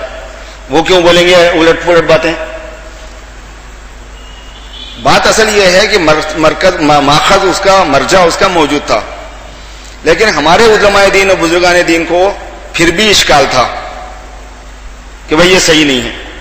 تو مولانا نے کیا فرمایا, میں رجوع کر لیتا ہوں. رجوع کر لیتے ہیں, نہیں کریں گے آئندہ قصہ ختم. چونکہ رجوع کر لینا یہ اہل حق کی علامتوں میں سے ہے.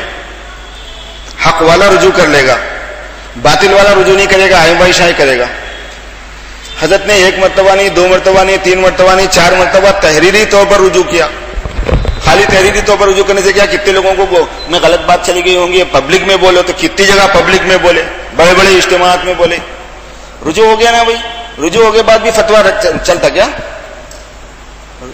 حضرت تھانوی رحمۃ اللہ علیہ نے کئی مرتبہ رجوع کیا ہے. ترجیح الراجح ان کی کتاب کا نام ہے. باضابطہ ایک حصہ ترجیح الراجح امداد الفتاویٰ کے اندر بھی آپ کو ملے گا کہ پہلے یہ مسئلہ تھا, یہ بات کہی گئی تھی, اب یہ بات ہے, میں پہلی بات سے رجوع کرتا ہوں. کیوں؟ اس واسطے کہ اس وقت وہ تحقیق سامنے تھی, بعد میں یہ تحقیق سامنے آ گئی. کوئی عصمت کا دعویٰ نہیں کر رہے نا معصوم ہے بول کے, سمجھ میں آ گیا نہیں؟ غلطی تو ہو سکتی ہے, ہم اپنے طور پر یہ سمجھے کہ غلطی نہیں ہے, یہ آپ فرما رہے ہیں کہ غلطی ہے, آپ بڑے ہیں ہمارے, ٹھیک ہے, ہم رجوع کر لیتے ہیں. بتاؤ اس سے زیادہ سعادت مندی اور کیا ہے, اس سے زیادہ نیاز مندی اور کیا ہو سکتی ہے؟ اور اس کے بعد بات باقی کہاں رہتی ہے؟ اس کے بعد فتوے کا کام ختم ہو جاتا ہے. فتوے کی عمر ہی وہاں تک ہوتی ہے, فتوے کی لمٹ ہی وہاں تک ہوتی ہے, فتوے کا دائرہ کار ہی وہاں تک ہوتا ہے. مولانا نے رجوع کر لیا, قصہ ختم ہو گیا. یہ جو لوگ ہیں یہاں کے جس انداز سے بات چلائی گئی پرانے تبلیغ والوں کو بیچاروں کو پریشان کرنے کے واسطے، وہ بھی بڑی گمبھیر ہے. بھائی مولانا سنتے نہیں، اپنی چلاتے ہیں، شورا کو نہیں مان رہے. ایک طرف شورا ہے، ایک طرف امیر ہے. صحیح ہے یہ بات؟ 1% بھی صحیح نہیں ہے یہ بات، 1% بھی نہیں صحیح. کیوں؟ اصل 2 سیٹ اپ ہیں جو چلائے جا رہے ہیں. ایک سیٹ اپ شورا مال امیر، امیر اور شورا دونوں والا. چونکہ نظام الدین بغیر شورا کے کبھی نہیں رہا، نظام الدین بغیر شورا کے کبھی نہیں رہا. یہ بات اگر کوئی کہے کہ وہاں شورا نہیں ہے تو مشاہدے کے خلاف ہے، حقیقت کے خلاف ہے، ثبوت کے خلاف ہے. پہلے دن سے وہاں پہ ثبوت موجود ہے، شہادت موجود ہے. ہر بات، ہر جزیے کا مشورہ ہوتا ہے. اس میں بھی مولانا سعد صاحب کا رجحان یہ تھا کہ نہج پر باقی رکھنے کے لیے شورا کی ترتیب وہی ہو جو مولانا الیاس صاحب کے زمانے میں تھی، جو مولانا یوسف صاحب کے زمانے میں تھی، جو مولانا انعام صاحب کے زمانے میں تھی. اصل نہج کو باقی رکھنے کی زیادہ فکر مولانا صاحب کو ہے. وہ چاہتے تھے کہ شورا کی ترتیب وہی ہو. یہ لوگ یہ چاہ رہے تھے کہ نہیں شورا نامنیٹ ہو، کیونکہ ان کے زمانے میں شورا نامزد نہیں تھی، فلاں فلاں فلاں فلاں شورا کیا بولتے. سمجھ میں آ رہا نہیں؟ خیر ان کے لوگوں کے اصرار پر مولانا نامنیٹ شورا بھی رکھے، معلوم ہی ہے آپ لوگوں کو. تو ایک سیٹ اپ ہے امیر اور شورا دونوں ہونے کا، ایک سیٹ اپ ہے بغیر امیر کے شورا ہونے کا. ایک طرف شورا ہے، ایک طرف امیر ہے بول کے جو بولتے ہیں تو غلط فہمی میں مبتلا کرتے ہیں. حقیقت ویسی نہیں ہے. حقیقت یہ ہے کہ 2 سیٹ اپ چاہ رہے ہیں کچھ لوگ. ایک چاہنے والے یہ ہیں کہ امیر اور شورا دونوں ساتھ ساتھ ہوں. جب امیر نہیں ہوگا تو شورا کس کو مشورہ دے گی؟ امیر نہیں ہوگا تو فیصلہ کیسے کیا جائے گا؟ سیرت میں کیا ملتا ہے؟ اسلامی تاریخ میں کیا ملتا ہے؟ سنت میں کیا ہے؟ حضرت مولانا سلیم اللہ خان صاحب آپ جانتے ہوں گے، وفاق المدارس کے صدر تھے. مولانا حسین احمد صاحب مدنی رحمۃ اللہ علیہ کے خاص الخاص شاگردوں میں علامہ رفیق احمد صاحب اور مولانا سلیم اللہ خان صاحب، یہ دونوں حضرت مولانا مسیح اللہ خان صاحب رحمۃ اللہ علیہ کے بہت خاص شاگرد تھے. پہلے وہ فرماتے تھے مولانا مسیح اللہ خان صاحب رحمۃ اللہ علیہ کہ میری ناک ہیں یہ دونوں. پھر وہ ادھر پڑوس میں چلے گئے، وہاں وفاق المدارس کے صدر بن گئے. کشف الباری کے مصنف، بخاری شریف کے جو شارح ہیں، وہاں تقی عثمانی صاحب کے بھی استاد ہیں، وہاں رفیع عثمانی صاحب کے بھی استاد ہیں، بڑے لوگوں کے استاد ہیں. اب وصال ہو گیا، اللہ تعالیٰ مغفرت فرمائے، ابھی حال میں ہی ہوا ہے. ان کو لکھا گیا کہ بھائی یہ 2 سیٹ اپ ہیں. شورا، خالی شورا، اس کا کوئی امیر نہیں ہونا. جب مشورہ کرنا ہے جبھی کوئی فیصلہ بنا لیں گے، اس کا کوئی امیر مستقل نہیں ہوگا. ایک شورا مال امیر. تو جو مولانا صاحب نے خط لکھا تھا ان مولانا صاحب کو مولانا سلیم اللہ خان صاحب نے لکھا کہ میں تو سمجھ رہا تھا کہ آپ صاحب علم ہیں، میں آپ کو عالم سمجھ رہا تھا. بولے کیسا پوچھا آپ نے یہ بات پوچھنا خود بتا رہا ہے کہ زیادہ صلاحیت نہیں ہے. حالانکہ بہت بڑے عالم ہیں، بہت باصلاحیت ہیں، ایسی بات بھی نہیں ہے کہ ان کی صلاحیت کم ہے. مگر حضرت چونکہ ان سے بہت بڑے ہیں، اس واسطے ان کو حق پہنچتا ویسا بولنے کا. ہمیں نہیں حق پہنچتا کہ اس جملے کو بول کے ہم ان کی توقیر کم کریں. لیکن مولانا کا یہ جملہ نقل کر رہا ہوں میں بات سمجھ میں آ جانے کے واسطے. فرمایا کہ یہ کہاں سنت میں ہے، یہ کہاں ہے کہ خالی شورا ہو اس کا کوئی امیر نہ ہو. تو یہ 2 سیٹ اپ ہیں جو شروع سے تبلیغ کا کام جب سے چلا شورا مال امیر کے سیٹ اپ میں ہے، اور سیرت میں بھی یہی ہے. اب کچھ لوگ یہ چاہ رہے ہیں کہ خالی شورا ہو اس کا کوئی امیر نہ ہو. بھلا بتاؤ یہ کیسے؟ اور مزے کی بات بتاؤں میں آپ اس سے دشمن کو فوراً پہچان سکتے ہیں. خالی شورا ہونا، اس کا امیر نہیں ہونا، اور وہ شورا میں سے آدھے جو ہے نا ایک ملک کے رہنا، آدھے دوسرے ملک کے رہنا، اور ایسے دوسرے ملک کے رہنا جن کی دونوں میں 1 سیکنڈ نہیں بنتی. سوتنوں سے زیادہ دشمنی ہے. سمجھ میں آ گیا نہیں؟ سمجھنے کی بات ہے کہ کیا چاہ رہا تھا دشمن. اس کا کوئی مرکز بھی نہیں ہونا، اس کا کوئی امیر بھی نہیں ہونا، آدھے ادھر کے رہنا، آدھے ادھر کے رہنا، ان میں مشورہ کرنا، باری باری سے فیصل مقرر کرنا. اب جب بھی مشورہ کرے روزانہ جتنے بھی امت کے تقاضے آئیں 10 کو ملا لینا، تبھی تو ہوگا نا بھائی مشورہ. 5 ادھر سے ملانا، 5 ادھر سے. بنگلہ دیش والا تو بعد میں شریک کرے، لوگ واؤ کاؤ کاؤ کاؤ کرے، تو نہیں تو خالی ادھر کے معلوم ہی آپ لوگوں کو کیا کہانی ہے. کیسا ملاتے، کیسی بات کرتے. ادھر کا فیصل رہا تھا، ادھر والے خاموش بیٹھتے، میں اور آپ خاموش بیٹھتے، یہ دوسرا جو مہربان بیٹھے ہوئے ہیں نگرانی کر لیتے ہوئے خاموش بیٹھتے. کرنے دیتے آپ کو کام. وہ پہلی بات جو میں نے نقل کی تھی آپ کو, وہ اس وجہ سے نقل کی تھی کہ یہ بات آپ کی سمجھ میں آ جائے. انہوں نے یہ کہا تھا کہ جس دن اس کا ہیڈ آفس دوسری جگہ ہو جائے گا اس دن ہم اس کو بند کر دیں گے. یہ چال تھی میرے دوست. وہ تو اللہ نے بچا لیا, اللہ نے بچا لیا کہ حضرت مولانا سعد صاحب نے اس سجیشن کو رد کر دیا, قبول نہیں کیا. تجویز تو آئی تھی حضرت من, اور وہ تجویز بالکل فیک تھی, یہ بھی معلوم ہوگا آپ کو, جھوٹی تجویز تھی وہ. اس لیے کہ مولانا جب گئے تھے وہاں پر تو ان کے سامنے بات آئی کہ بھائی شورا بنانا ہے. کہتے انہوں بولے ہم کب بولے بھائی شورا بنانا ہے بول کے؟ تو بولے نہیں, نظام الدین سے خط آیا تھا. تو بولے نہیں ہم نے تو نہیں بھیجا کوئی. تو انہوں نے نکال کے دکھا دیا. تو وہ نظام الدین میں بیٹھے سے لوگوں کی شرارت یہ تھی کہ انہوں نے ان لوگوں کو بھڑکا دیا تھا, اور یہ معلوم ہی نہیں ذمہ داروں کو. وہاں سے آنے کے بعد میں جب یہ مسئلہ چل رہا تھا, میں بھی تھا اس نظام الدین کے گزشتہ 1.5 سال پہلے کے مشورے میں, 2 سال ہو گئے قریب قریب, اس پرانے کے مشورے میں بھی تھا. اس میں وہاں کے لوگوں نے ان صاحب کو جنہوں نے خط لکھا تھا پکڑ لیا. ہندوستان کے پرانے لوگوں نے, پورے ہندوستان کے پرانے جمع تھے, سب کو معلوم ہو گئی بات, سب پکڑ لیا ان کو مجمع میں. بولے آپ نے کیسے لکھا, آپ نے ان کو کیسے لکھا مگر یہاں کے ذمہ داروں کی اجازت منظوری کے بغیر؟ تو بولے مجھ سے غلطی ہو گئی, ہم تھے وہاں پہ جس وقت یہ بات ہو رہی تھی, مجھ سے غلطی ہو گئی. یہ کوئی غلطی بولنے کی بات ہے, کوئی غلطی ہو گئی؟ ایون حتیٰ کہ حضرت مولانا یعقوب صاحب جو ہیں انہوں نے تک ان صاحب سے کہا کہ بھائی یہ جھگڑا ہمارا یہاں پہ تھا, تو یہ مسئلے کو لے کے وہاں کہیں کو گیا ہے؟ سب کے سامنے پوچھے انہوں, یہ جھگڑا تو یہاں تھا ہمارا, تو اس مسئلے کو لے کے وہاں کہیں کو گیا؟ ایک نہ دو, خاموش. تو معلوم ہوا کہ وہ سجیشن بھی بالکل فیک تھا, جھوٹا تھا. اور اللہ نے حضرت مولانا سعد صاحب دامت برکاتہم کو جو بصیرت دی, بہت عجیب و غریب بصیرت والے آدمی ہیں, فوراً پوری بات سمجھ گئے انہوں. اس کو انہوں نے کہا کہ یہ منظور نہیں ہے. کتنے بھی نام ہے, یہ جو مولانا طارق جمیل صاحب وغیرہ بولتے ہیں نا, میں خود موجود تھا اس میں, ہم لوگ دستخط کرے سوئے. بھائی تم سجیشن کی دستخط کرے تھے, سجیشن میں تم موجود تھے. جو اصل فیصل ہے, ہر وقت جو فیصل رہتا ہے, برسوں سے فیصل رہتا ہے, رائے میں بھی وہی فیصل ہوتا ہے, کاکرل میں بھی وہی فیصل ہوتا ہے, نظام الدین میں بھی وہی فیصل ہوتا ہے. اس نے منظور کیا تھا کیا اس کو؟ جب نہیں کیا تھا تو بولے میں تھا اس میں, میں تھا. تمہارے رہنے سے کیا ہوتا؟ ہو آر یو اس معاملے میں؟ تمہارے رہنے سے کچھ نہیں ہوتا. جو اصل ذمہ دار ہے, جب اس نے منظور نہیں کیا تو وہ چیز ڈسمس ہو گئی, اور ویسے آئی تھی غلط تجویز وہ. تو یہ یوں چلی سو ہے کہانی میرے بھائیوں. حضرات علماء کرام سے میں بہت باادب طریقے سے عرض کرنا چاہوں گا کہ اس بات کو سمجھنے کی کوشش فرمائیں, کیونکہ یہ جملہ بھی بے ادبی کا ہے کہ سمجھنے کی کوشش فرمائیں. سمجھ ہی رہے ہوں گے آپ کو. ہو سکتا ہے کہ یہ تفصیلات آپ کے سامنے نہ آئی ہوں, اس کی وجہ سے غلط فہمی ہو گئی ہو. بات اصل بالکل دوسری ہے. غلط فہمیاں جو ہے نا یہاں کے لوگوں میں بھی پیدا کی گئی, ادھر کے لوگوں میں بھی پیدا کی گئی, دارالعلوم میں بھی پیدا کی گئی, مرکز کے رہنے والوں میں بھی پیدا کی گئی. کچھ اچھے لوگ بھی تھے, ان کو غلط فہمی کا شکار بنا دیا گیا. مولانا ابراہیم صاحب نے 10 مرتبہ تو بھی کہا کہ میں جاؤں گا مرکز کو, پھر نہیں جا سکے. اب مضبوط رائے بنا لی اپنے, میں نہیں جاؤں گا بول. لیکن شروع میں تو یہی بولتے تھے کہ میں جاؤں گا.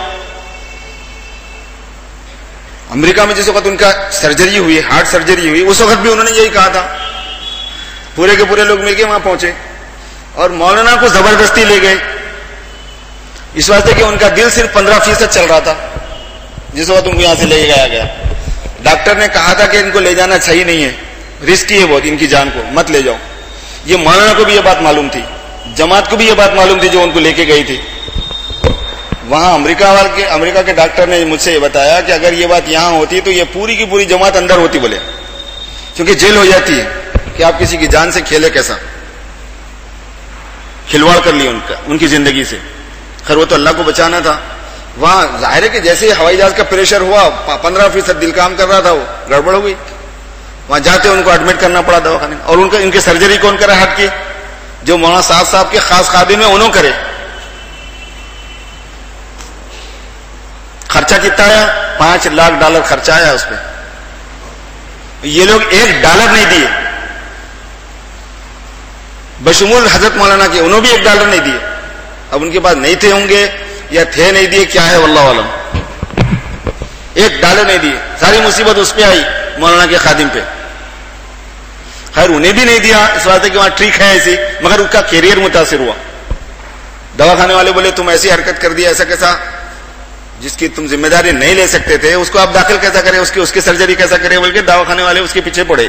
یہ سب میری چونکہ ان سے دوستی ہے, انہوں نے میرے کو بتایا سے تفصیلات ہیں. یہ اس موقع پر حضرت نے بار بار یہ کہا کہ میں جاتے ہی نظام الدین جاؤں گا.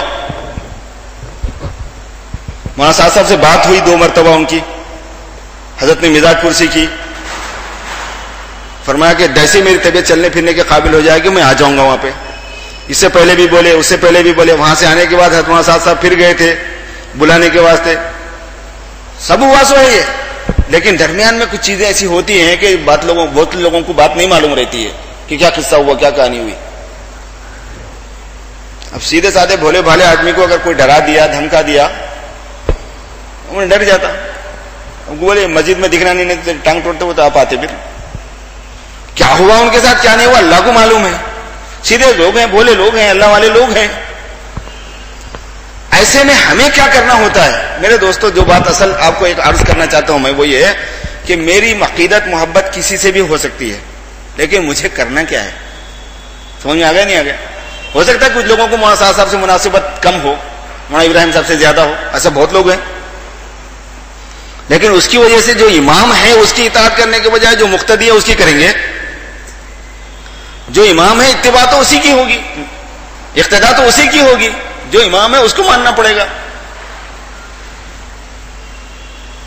جو اصل آدمی ہے اطاعت تو اس کی. ہماری ذمہ داری جو تبلیغ کا کام کرنے والے ساتھی ہیں, جو علماء کرام ہوں وہ یا دوسرے ہوں, ان کی ذمہ داری امیر کی اطاعت ہے. امیر نے ایسی کون سی نافرمانی کا حکم دے دیا ہے؟ اس نے تو کوئی نافرمانی کا حکم دیا نہیں. پھر اطاعت ضروری ہے. جس نے امیر کی اطاعت کی اس نے اللہ کے رسول کی اطاعت کی, جس نے اللہ کے رسول کی اطاعت کی اس نے اللہ کی اطاعت کی, جس نے اللہ کی بات مان لی وہ جنت میں داخل ہو گیا. ہمارے ذمہ تو امیر کی اطاعت ہے. ان سے ہوں گا اپنی جگہ پر رشتہ ہمارا. خود ہم جس وقت جاتے تھے نظام الدین کو مولانا ابراہیم صاحب کے پاس زیادہ بیٹھتے تھے. جیسے طالب علم استاد کے پاس زیادہ بیٹھتا, محتمم صاحب سے کم ملتا. مدرسے کا محتمم, مدرسے کا طالب علم جب مدرسے کو جاتا ہے تو بیٹھتا کس کے پاس زیادہ؟ مول صاحب کے پاس. ملتا کم کس سے؟ محتمم صاحب سے نہیں ملتا. اس کا مطلب یہ تھوڑی ہو گیا کہ محتمم سے بھی آگے ایک چیز ہو گئی مدرسے میں. ایسا تو نہیں ہوتا نا. تو ہم بھی ان کے پاس زیادہ بیٹھتے تھے. مگر ایسی صورتحال میں جب وہ وہاں پر نہیں ہے تو ہم اطاعت کیسے چھوڑ دیں گے, مرکز کیسے چھوڑ دیں گے؟ یہ سمجھنے کی چیز ہے ہم کو. دیکھو احترام اپنی جگہ پر ہوتا ہے, حکم اپنی جگہ پر ہوتا ہے. آپ علماء کرام ہیں, بیت المقدس کا بھی احترام ہے, بیت اللہ کا بھی احترام ہے. بیت المقدس بھی قابل احترام ہے, بیت اللہ بھی قابل احترام ہے, لیکن حکم بیت اللہ کے ساتھ ہے. دوسری مسجد بیت اللہ کے ساتھ حکم ہے, بیت المقدس کے ساتھ نہیں. کوئی بیت المقدس کا طواف کر کے آ جائے گا کہ میں تو حج کر کے آ گیا, حج نہیں ہوگا اس کا. روزے کو کوئی آدمی طواف کرے بیت اللہ کا نہ کرے تو بھی حج نہیں ہوگا, سب کو معلوم ہے. حالانکہ روزہ بیت اللہ سے بھی زیادہ بڑا ہے. سرکار کے وہاں موجود بنفس نفیس ہونے کی وجہ سے. یہاں اللہ پاک بنفس نفیس ہوتے نہیں, وہاں سرکار بنفس نفیس ہیں, اس لیے روزے کی حیثیت زیادہ ہے. علماء نے لکھی ہے بات. مگر اس کا طواف کریں گے تو حج نہیں ہوگا. کسی چیز کا تقدس, کسی چیز کا احترام, کسی چیز کا تعلق اپنی جگہ پر ہے, حکم اپنی جگہ پر ہوا کرتا ہے. مرکز کو چھوڑنا, مرکز سے وابستگی نہیں رکھنا, امیر کو چھوڑنا, امیر کی اطاعت نہ کرنا, اس کی اجازت نہیں دی جا سکتی. وہ تو دشمن کامیاب ہو جائے گا جس دن یہ کام ہو جائے گا. وہ تو چاہتا ہی یہ تھا, چاہتا ہی یہ ہے. بے پناہ پیسہ لٹایا جا رہا ہے, بے پناہ دولت لٹائی جا رہی ہے, بے حساب خرچہ کیا جا رہا ہے اس کے اوپر, اس کو معلوم ہے. اس لیے امیر کی اطاعت بہت ضروری ہے. عالم کا امیر ہے اور اپنی ذات کے اعتبار سے میرے دوستو بہت ہی بڑی نسبت ہے, بہت قابل احترام. اپنی جگہ پر ہم چونکہ ذاتی محبت رکھتے ہیں تو ہم اپنے طور پر ان سے ان کی عقیدت و احترام والی بات الگ رکھتے ہیں, لیکن ہمیں جو اصل سوچنا ہے وہ یہ کہ وہ امیر ہے اس لیے اس کی اطاعت کرنا ہے. آج وہ ہیں اس لیے آج ان کا نام آ جاتا ہے زیادہ. اگر وہ اللہ کو پیارے ہو گئے, دوسرا امیر آیا تو ہم یہ تھوڑی بولیں گے کہ بھائی وہاں صاحب کی اطاعت کرنا تھا, ان کی اطاعت نہیں ہے, ایسا تھوڑی بولیں گے. جو امیر ہے اس کی اطاعت کی بات کی جائے گی. آج وہ امیر ہیں ان کی اطاعت کی بات کی جا رہی ہے. کل وہ کوئی دوسرا امیر ہو جائے گا. اللہ پاک ان کی زندگی میں برکت دے اور ان کا سایہ قابل سلامت رکھے اور ان سے خدمات لے. جو صلاحیت اللہ پاک نے ان کو دی ہوئی ہے بہت کم لوگوں میں ہوا کرتی ہے. ہاں وہ امیر ہے اس لیے ان کی بات ان کا نام بھی آ جاتا ہے. اپنی جگہ پر صلاحیت بھی ان میں ہے, بڑے عالم دین ہیں, ایسا ویسا نہیں ہے کہ چھوٹے, اور بڑے علماء ان کے ساتھ ہیں, ایسا نہیں ہے کہ کوئی علماء ان کے ساتھ میں نہیں ہے. پروفیسر انعام صاحب ہمارے پاس آئے تھے شکاگو میں نے ان سے کہا کہ بھائی نظام الدین میں کون کون لوگ ہیں پرانے, ذرا بتاؤ. لوگ تو یہ بول رہے ہیں کہ پرانے چلے گئے. انہوں نے سنانا شروع کیا نام, آپ حیرت کریں گے کہ 100 کے قریب نام گنا ہے انہوں نے. یہ سب وہی بولے. یہ لوگ چونکہ سامنے رہتے تھے, بیان ان کا طے کرتے تھے, اس لیے 2-4 جانے سے ایسا لگ رہا کہ سب چلے گئے. میں تو بڑے ہوئی ہے. اور پھر یہ خود کیا کم مولانا ہے. حضرت صاحب بہت بڑے علماء میں سے ہیں, اور علماء کی ایک جماعت ان کے ساتھ ہے, اور بڑے ان کا احترام بھی کرتے ہیں. ابھی میں گیا, جس وقت گیا تھا 3 ہفتے پہلے, وہاں میں نے مفتی ظہیر صاحب سے, مولانا ساجد صاحب سے پوچھا, مفتی ساجد صاحب سے, مولانا ظہیر صاحب سے, کہ دیوبند کو بھی جماعتیں جا رہی ہیں؟ تو انہوں نے کہا ہاں, جب بھی خواص کی جماعت آتی ہے, خاطب و عربوں وغیرہ کی, ہم دارالعلوم دیوبند بھیجتے ہیں. میں نے کہا کیا برتاؤ ہوتا ہے, مطلب کیا ہے اس کا ریئیکشن کیا ہے؟ تو کہنے کہ بہت اچھا وہ لوگ برتاؤ کرتے ہیں, سلام کرتے ہیں, جواب دیتے ہیں, بٹھاتے ہیں, ناشتہ کراتے ہیں, چائے پلاتے ہیں, لوگوں سے ملنے دیتے, بات کر لینے دیتے طلبا سے. اور ہم کو اور اس سے زیادہ کیا چاہیے؟ حضرت بول رہے ہیں انہوں نے, ہمیں اس سے زیادہ کیا چاہیے کہ ہمارے بڑے ہم کو ہماری طرف متوجہ ہیں, ہماری بات کو قبول کرتے ہیں. وہ ٹھیک ہے, ان کو شکایت ہو گئی تھی انہیں اپنی جگہ پہ. بات دوسرے انداز میں چلائی جا رہی ہے, غلط ذریعے سے, غلط سورسز سے. اسی وجہ سے کیا ہے, یہ جو میڈیا, سوشل میڈیا ہے, یہ اپنے استعمال کی چیز نہیں ہوتی, اور اس پہ جو چیز آئے وہ بھروسے کی چیز نہیں ہوتی. تقلید کرنا ہے, اس کی استعمال ہی نہیں کرنا ہے. بے بھروسہ معاملات چلتے رہتے اس پہ. غلط سلط, فیک, جھوٹ, فریب, دھوکہ, الزام, تہمت, اور کچھ نہیں ہے اس کے علاوہ. وہاں تحقیق کرو. بڑے بڑے علماء کرام ہیں, آپ حضرات سے سب سے زیادہ بہترین حل اس کا یہ ہے کہ کسی بھی قسم کا شبہ ہو, چلے جاؤ. نظام الدین کتنی دور ہے یارو, جاؤ نا. اگر گڑبڑ ہوتی, دال میں کالا ہوتا, تو وہ لوگ دعوت دیتے, آؤ بھائی ہمارے پاس ٹھہرو, دیکھو, رہو بول کے. اور کوئی بھی آدمی کتنے بھی جائے, جا سکتا ہے, ٹھہر سکتا ہے, تحقیق کر سکتا ہے, رہے, حضرت مولانا کی ذات کو دیکھے, ان سے ملے. جو نسبت ہے ان کو, ان کے باوا کو, ان کے دادا کو, ان کے پردادا کو, اللہ نے جو اس خاندان کو قبول فرمایا, ان کی جو بزرگیاں ہیں, ان کی جو ولایت ہے, ان کی مستورات اور عورتوں کی جو ولایت اور بزرگی ہے, وہ دوسری جگہوں پر مردوں میں نظر نہیں آتی. اللہ پاک نے وہ چیز وہاں دی ہوئی ہے. جو اتباع سنت ہے, جو تقویٰ ہے, جو نسبت ہے ان کی, وہ حضرت ابوبکر صدیق کے خاندان میں سے ہیں. حضرت الیاس رحمۃ اللہ علیہ, حضرت مولانا حضرت ابوبکر صدیق رضی اللہ تعالیٰ عنہ کی آل میں سے ہیں, ان کے خاندان کے ہیں وہ لوگ, صدیقی نسل ہیں وہ لوگ. اور پھر پورا کا پورا خاندان, اور وہ بھی ابھی نہیں, پشتہا پشت سے. مفتی مظفر صاحب کے زمانے سے ان کی تاریخ ہسٹری محفوظ ہے. شاہ عبدالعزیز صاحب کے جو شاگرد مفتی مظفر صاحب, وہاں سے ان کے حالات, کاندلا کے بزرگوں کے جو حالات, خاندانی حالات کتابوں میں لکھے ہوئے ہیں. ایک بڑی چیز ہے بہت. وہ اللہ نے اس وجہ سے ان لوگوں کو قبول کیا, ان سے کام لے رہے ہیں. ایسا تھوڑی ہوگا کہ بھائی ایسا ہو گئی, یہ ایسا کر دیا, ویسا کر دیا, ایسا یہ غلطی ہے, وہ غلطی ہے, ایسا نہیں. خیر ہم عصمت کے بھی قائل نہیں ہیں, ہم معصوم ہیں بول کے نہیں بول رہے. غلطی ہوئی تو ہوئی ہوں گی. انہوں نے کہا کہ اگر ہم سے بیان میں کوئی غلطی ہو گئی, معافی چاہتے ہیں, قصہ ختم, معذرت کرتے ہیں, رجوع کر لیتے ہیں اپنی بات سے, بات ختم ہو گئی. اب یہ لوگ ہیں, ان لوگوں کے طور طریق دوسرے انداز کے تھے بالکل. چلے گئے, کچھ ناراض ہو کے چلے گئے. ان ناراضیوں کو ان لوگوں نے کیش کر لیا, دو لوگوں نے مختلف طریقوں سے ہتھ کنڈے اپنا کے. ایسا لگا جیسے سب الگ ایک ساتھ مل کے ناراض ہو کے نکلے. شاید سب ایک ساتھ ناراضگی نہیں ہے, ان سب کی ناراضگی الگ الگ ہے. میں وہاں جا کے دیکھا, سب سے معلومات کیا, فلاں کیوں ناراض ہے, فلاں کیوں ناراض ہے, فلاں کیوں ناراض ہے. اس کی ناراضگی الگ ہے, اس کی الگ ہے, اس کی الگ ہے, اس کی الگ ہے, اس کی الگ ہے, ہر ایک کی الگ الگ ہے وہاں پہ ناراضگی. اور بڑی چیز وہاں سے چل رہی تھی کہ ڈومینیشن ہم چاہ رہے تھے کہ ہمیں ملے, پیسے جتنے چاہے لے لو ہم سے.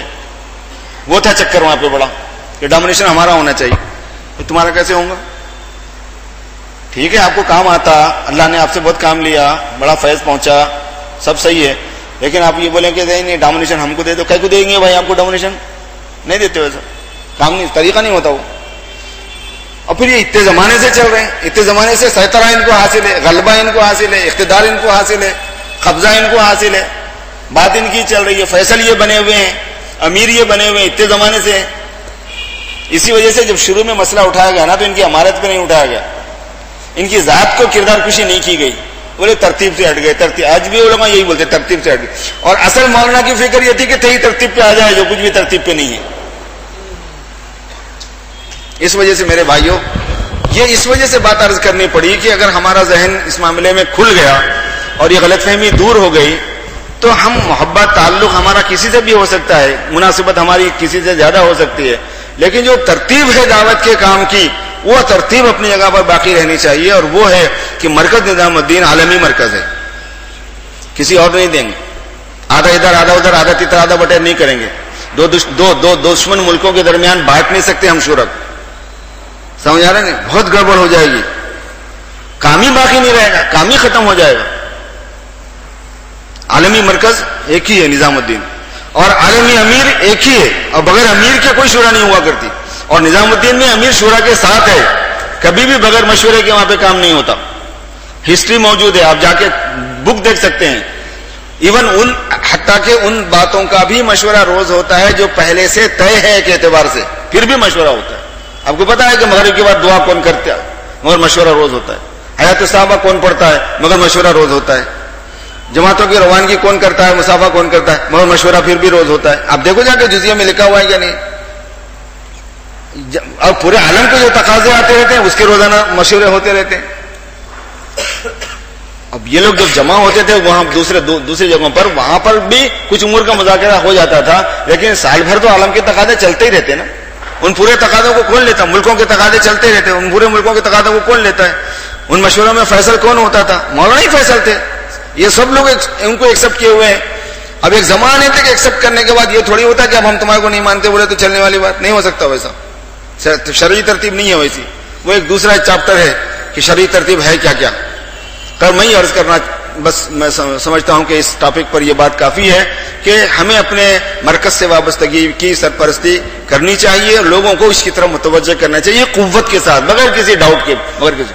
اور ہم کو حضرت مولانا سعد صاحب کی امارت کی طرف لوگوں کو بلانی چاہیے. تبلیغ کے کام کرنے والوں کے بارے میں بات ہو رہی ہے, ان کو متوجہ کیا جائے ادھر کہ بھائی ان کی اطاعت کی جائے. ایسی بات نہیں ہے ان کے بارے میں جیسے چلائی جا رہی ہے, بدگمانیاں دور کی جائیں, اور دعوت کے کام کو نقصان ہونے نہ دیا جائے. اگر ذہن ہمارا ایسا صحیح ہو گیا تو پھر جو بات ہم چلائیں گے نا اس میں اثر آئے گا. اور آپ کو پتہ ہے یہ بات کیا چلانا ہوتا ہے, دعوت کی بات, لوگوں کو دعوت کی طرف متوجہ کرنا, خروج کی طرف متوجہ کرنا, زیادہ زیادہ جماعتوں کا نکالنا, اس میں ہماری حمایت کر دینا, ہمارا ساتھ دے دینا, ہماری سرپرستی کرنا, موقع اللہ نے دیا ہے تو خود نکلنا, ان کے مشوروں میں شریک ہونا, ان کی جماعتوں کی نصرت کرنا, آنے والی جماعتوں کو ساتھ لے کے بیٹھنا, تعلیم کے حلقے ان کو دینا کرنا, ان کے ساتھ تجوید کا حلقہ ان کے ساتھ کرنا, اصولوں کا مذاکرہ ان کے ساتھ کرنا, بات بولنے کا سلیقہ ان کو سمجھانا. بہت غلطیاں کرتے ہیں, کیوں؟ اس واسطے کہ ہم بتانے والے لوگ نہیں ہیں ان کے ساتھ.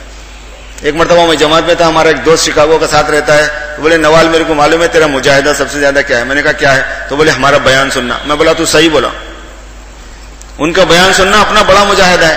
بغیر غلطی کے بیان کرتے نہیں, کچھ نہ کچھ اٹ پلٹ کر دیتے. ہو گیا ایک دو تو بھی برابر مینگنیاں ڈالتے تھے بیان کے بیچ میں, ایک دو غلطیاں ضرور کر دیں گے, اچھے سے اچھے کو دیکھو آپ. مگر یہ کیوں کر رہے ہیں یہ لوگ؟ سرپرستی کم ہو گئی, علماء کی سرپرستی نہیں ہے. آج مولانا سعد صاحب یہی فرما رہے ہیں اصل میں ہر جماعت میں ایک عالم ہو. علماء کی جتنی بات یہ امیر اس وقت کر رہا ہے نا, اس سے پہلے نہیں کی گئی اتنی طاقت سے بات, جتنے تاکید کے ساتھ, جتنی اہمیت کے ساتھ. ان کے درس میں بیٹھو. ہمارے پاس کیا سسٹم تھا, عالم صاحب کا درس اپنی جگہ پر ہوتا, ان کی تعلیم اپنی جگہ پر ہوتی. مولانا کیا بول رہے ہیں, یہ کیا بات ہے؟ ایک عالم صاحب درس دے رہے ہیں تو وہ قرآن پاک نہیں ہے, وہ حدیث نہیں ہے, وہ دین نہیں ہے. وہ یہ ترغیب مولانا دے رہے ہیں, پہلے نہیں دی جاتی تھی یہ ترغیب, آپ کو معلوم ہوں. علماء کے بغیر جماعت جانا غلط ہے بول رہے ہیں. عالم ہر جماعت میں ہونا ضروری ہے, باہر کی ہو یا اندر کی ہو. مراکز کے اندر عالموں سے بات کراؤ. یہ مولانا کی علماء کے اوپر بیان سنیں گے آپ تو پتہ چلے گا کہ کتنی حمایت مولانا کو علماء کرام کی مولانا فرماتے ہیں. الٹی بات چلائی جا رہی ہے. اصل میں پروپیگنڈا جو ہوتا ہے وہ ہمیشہ الٹا چلتا ہے. پروپیگنڈے کی خصوصیت یہ ہوتی ہے کہ وہ الٹا چلا کرتا ہے غلط پروپیگنڈے کے لیے. اس وجہ سے دعوت کے اس مبارک کام میں میرے دوستو اس وقت آپ حضرات کی سرپرستی کی ضرورت ہے. یہ جو عالمی اجتماع ماشاءاللہ کرنول میں ہو رہا ہے, اس میں یہ جتنے بزرگ حضرات تشریف فرما ہیں, علماء حضرات تشریف فرما ہیں, یہ سارے کے سارے اپنا زبردست کردار ادا کر سکتے ہیں. اپنی حمایت کے ذریعے سے, ساتھیوں کو متوجہ کرنے کے ذریعے سے, اپنی خطابتوں میں, اپنے خطبوں میں, اپنے بیانات میں, اپنی تعلیم میں, مختلف طریقوں سے اگر اتنے سارے مل کے لوگوں کو اگر سپورٹ بنیں گے اور ان کی حمایت کریں گے اور ان کو اپریشیٹ کریں گے, ان کی پذیرائی کی جائے گی, آپ دیکھیے کہ ان لوگوں کے حوصلے کتنے بڑھ جاتے ہیں, ان کی تربیت کتنی اچھی ہو جاتی ہے, ان کی تعلیم کتنی اچھی ہو جائے گی, ان کا رخ صحیح ہو جائے گا, ان کی غلطیاں سدھر جائیں گی, اور سارے عالم میں پھیلنے والی ہدایت اور اس کی جو ذمہ داری اللہ پاک نے ہم پر دی ہے اس میں ہمارا حصہ پڑ جائے گا. ہم اپنے سے کیا کر پا رہے ہیں میرے دوست؟ مولانا سعید خان صاحب رحمۃ اللہ علیہ فرمایا کرتے تھے کہ تم لوگ تو وہ ہو کہ جن کو 7-8 سال کے بعد میں شریعت ذمہ دار بنانے والی ہے ان کی فکر تم ابھی سے کرتے ہو. بچوں کی تعلیم تم دیتے ہو, ابھی اس وقت وہ مر جائیں گے تو کوئی ان سے پوچھ نہیں ہے. تو آپ اندازہ فرمائیے کہ جب تمہارے پاس اس کی اتنی اہمیت ہے کہ ابھی 7 سال باقی ہے, 8 سال باقی ہے اس پر دین متوجہ ہونے, نماز فرض ہونے کے لیے, روزہ فرض ہونے کے لیے, ابھی سے اس کی تعلیم و تربیت کی فکر آپ محسوس کرتے ہیں وارث نبی ہونے کی وجہ سے کہ اس امت کا مستقبل یہی ہے بول کے. تو جو اس وقت مکلف ہیں اگر وہ اب مر جائیں تو ذمہ دار ہیں اسلام کے مذہب کے دین کے, بھلا بتاؤ کہ وہ ان کی ذمہ داری کتنی تم پر نہیں ہوگی. اور یہ ذمہ داری کو ہم اپنے طور پر نبھانے میں چونکہ کمزور پڑ گئے ہیں, دو طرف کی ذمہ داریاں نبھانے میں جیسے پاورفل انداز میں لگنا چاہیے تھا ہم نہیں لگ پاتے ہیں. تو یہ کتنا بڑے ہمارے محسن ہیں کہ اگر ہم ان کی سرپرستی کریں اور ان کو متوجہ کریں گے تو سارے عالم میں یہ جو ہے نا ہماری بات کو لے کے چلیں گے اور یہ فریضہ ادا ہو جائے گا. ان کو استعمال کر لے سکتے ہیں ہم اپنے اس فریضے کو ادا کرنے کے لیے جو بحیثیت وارث نبی ہماری ذمہ داری میں ہے, اور ہم سے جو کچھ ہو سکتا ہے وہ بھی ہم کرنا ہی کرنا ہے. بیرون کے اسفار ہو جائیں وہ بھی کرنا ہے, اندرون کے سفر کی ضرورت آ جائے وہ بھی کرنا ہے, مدرسہ سنبھالنے کا جو کام ہے وہ بھی کرنے کا ہے, مسجد سنبھالنے کا جو کام ہے وہ بھی کرنے کا ہے. چونکہ ہم ثواب ہمارا ڈبل ہے تو ذمہ داری بھی ہماری ڈبل ہے, کام بھی ہمارا ڈبل ہے.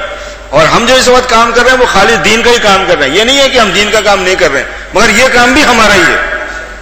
ان ذمہ داریوں کو سنبھالنا بھی اپنی ذمہ داری ہے اور ان ذمہ داریوں کو سنبھالنا بھی اپنی ذمہ داری ہے. سب کہیں گے انشاءاللہ میرے بزرگوں. اللہ پاک ہم سب کو عمل کی توفیق عطا فرمائے اور ہمت نصیب فرمائے, موافقت نصیب فرمائے. وآخر دعوانا الحمدللہ رب العالمین. تشکیل کرنا ہے, دعا کر لینا ہے.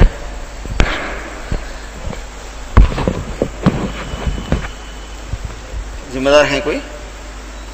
آپ حضرات ہی ہیں, کر لینا دعا. اللهم صل على سيدنا مولانا محمد وعلى ال سيدنا مولانا محمد وبارك وسلم. ربنا ظلمنا انفسنا وان لم تغفر لنا وترحمنا لنكونن من الخاسرين. اللهم انك عفو كريم تحب العفو فاعف عنا يا كريم. اللهم ات نفوسنا تقواها وزكها انت خير من زكاها انت وليها ومولاها. اللهم جنبنا الفواحش ما ظهر منها وما بطن. اے اللہ اپنے فضل و کرم سے ہمارے گناہوں کو معاف فرما دیجیے, ہمارے خطاؤں سے درگزر فرما دیجیے. اے مولا اپنے فضل و کرم سے اس مبارک دین کے کام میں جو تعاون ہم سے ہو سکتا ہے اللہ ہمیں کرنے کی توفیق عطا فرمائیے. ہمارے ذہنوں کو کھول دیجیے, ہماری غلط فہمیوں کو دور فرما دیجیے. اے اللہ اس مرکز عالمی جو مرکز آپ نے بنایا دعوت کا, اے اللہ اس کی افادیت کو ہمارے ذہنوں پر کھول دیجیے, اس کی ضرورت کو ہمارے ذہنوں پر کھول دیجیے, اور اس کی حمایت کو اے اللہ ہمارے حمایت کے لیے ہمارے ذہنوں کو پوری طرح سے متوجہ فرما دیجیے. اور اس کام کا جو امیر ہے اللہ اس کی اطاعت کی طرف ہم سب کو متوجہ فرما دیجیے. کرم کا رحم کا معاملہ فرمائیے. اس راستے سے دشمن نے امت میں جو فتنہ پیدا کرنے کی کوشش کی ہے اللہ اپنے کرم سے اس کو ختم فرما دیجیے. اے اللہ مکار کے مکر سے حفاظت فرمائیے, مکاروں کے مکر سے امت مسلمہ کی حفاظت فرمائیے, اسلام کی حفاظت فرمائیے.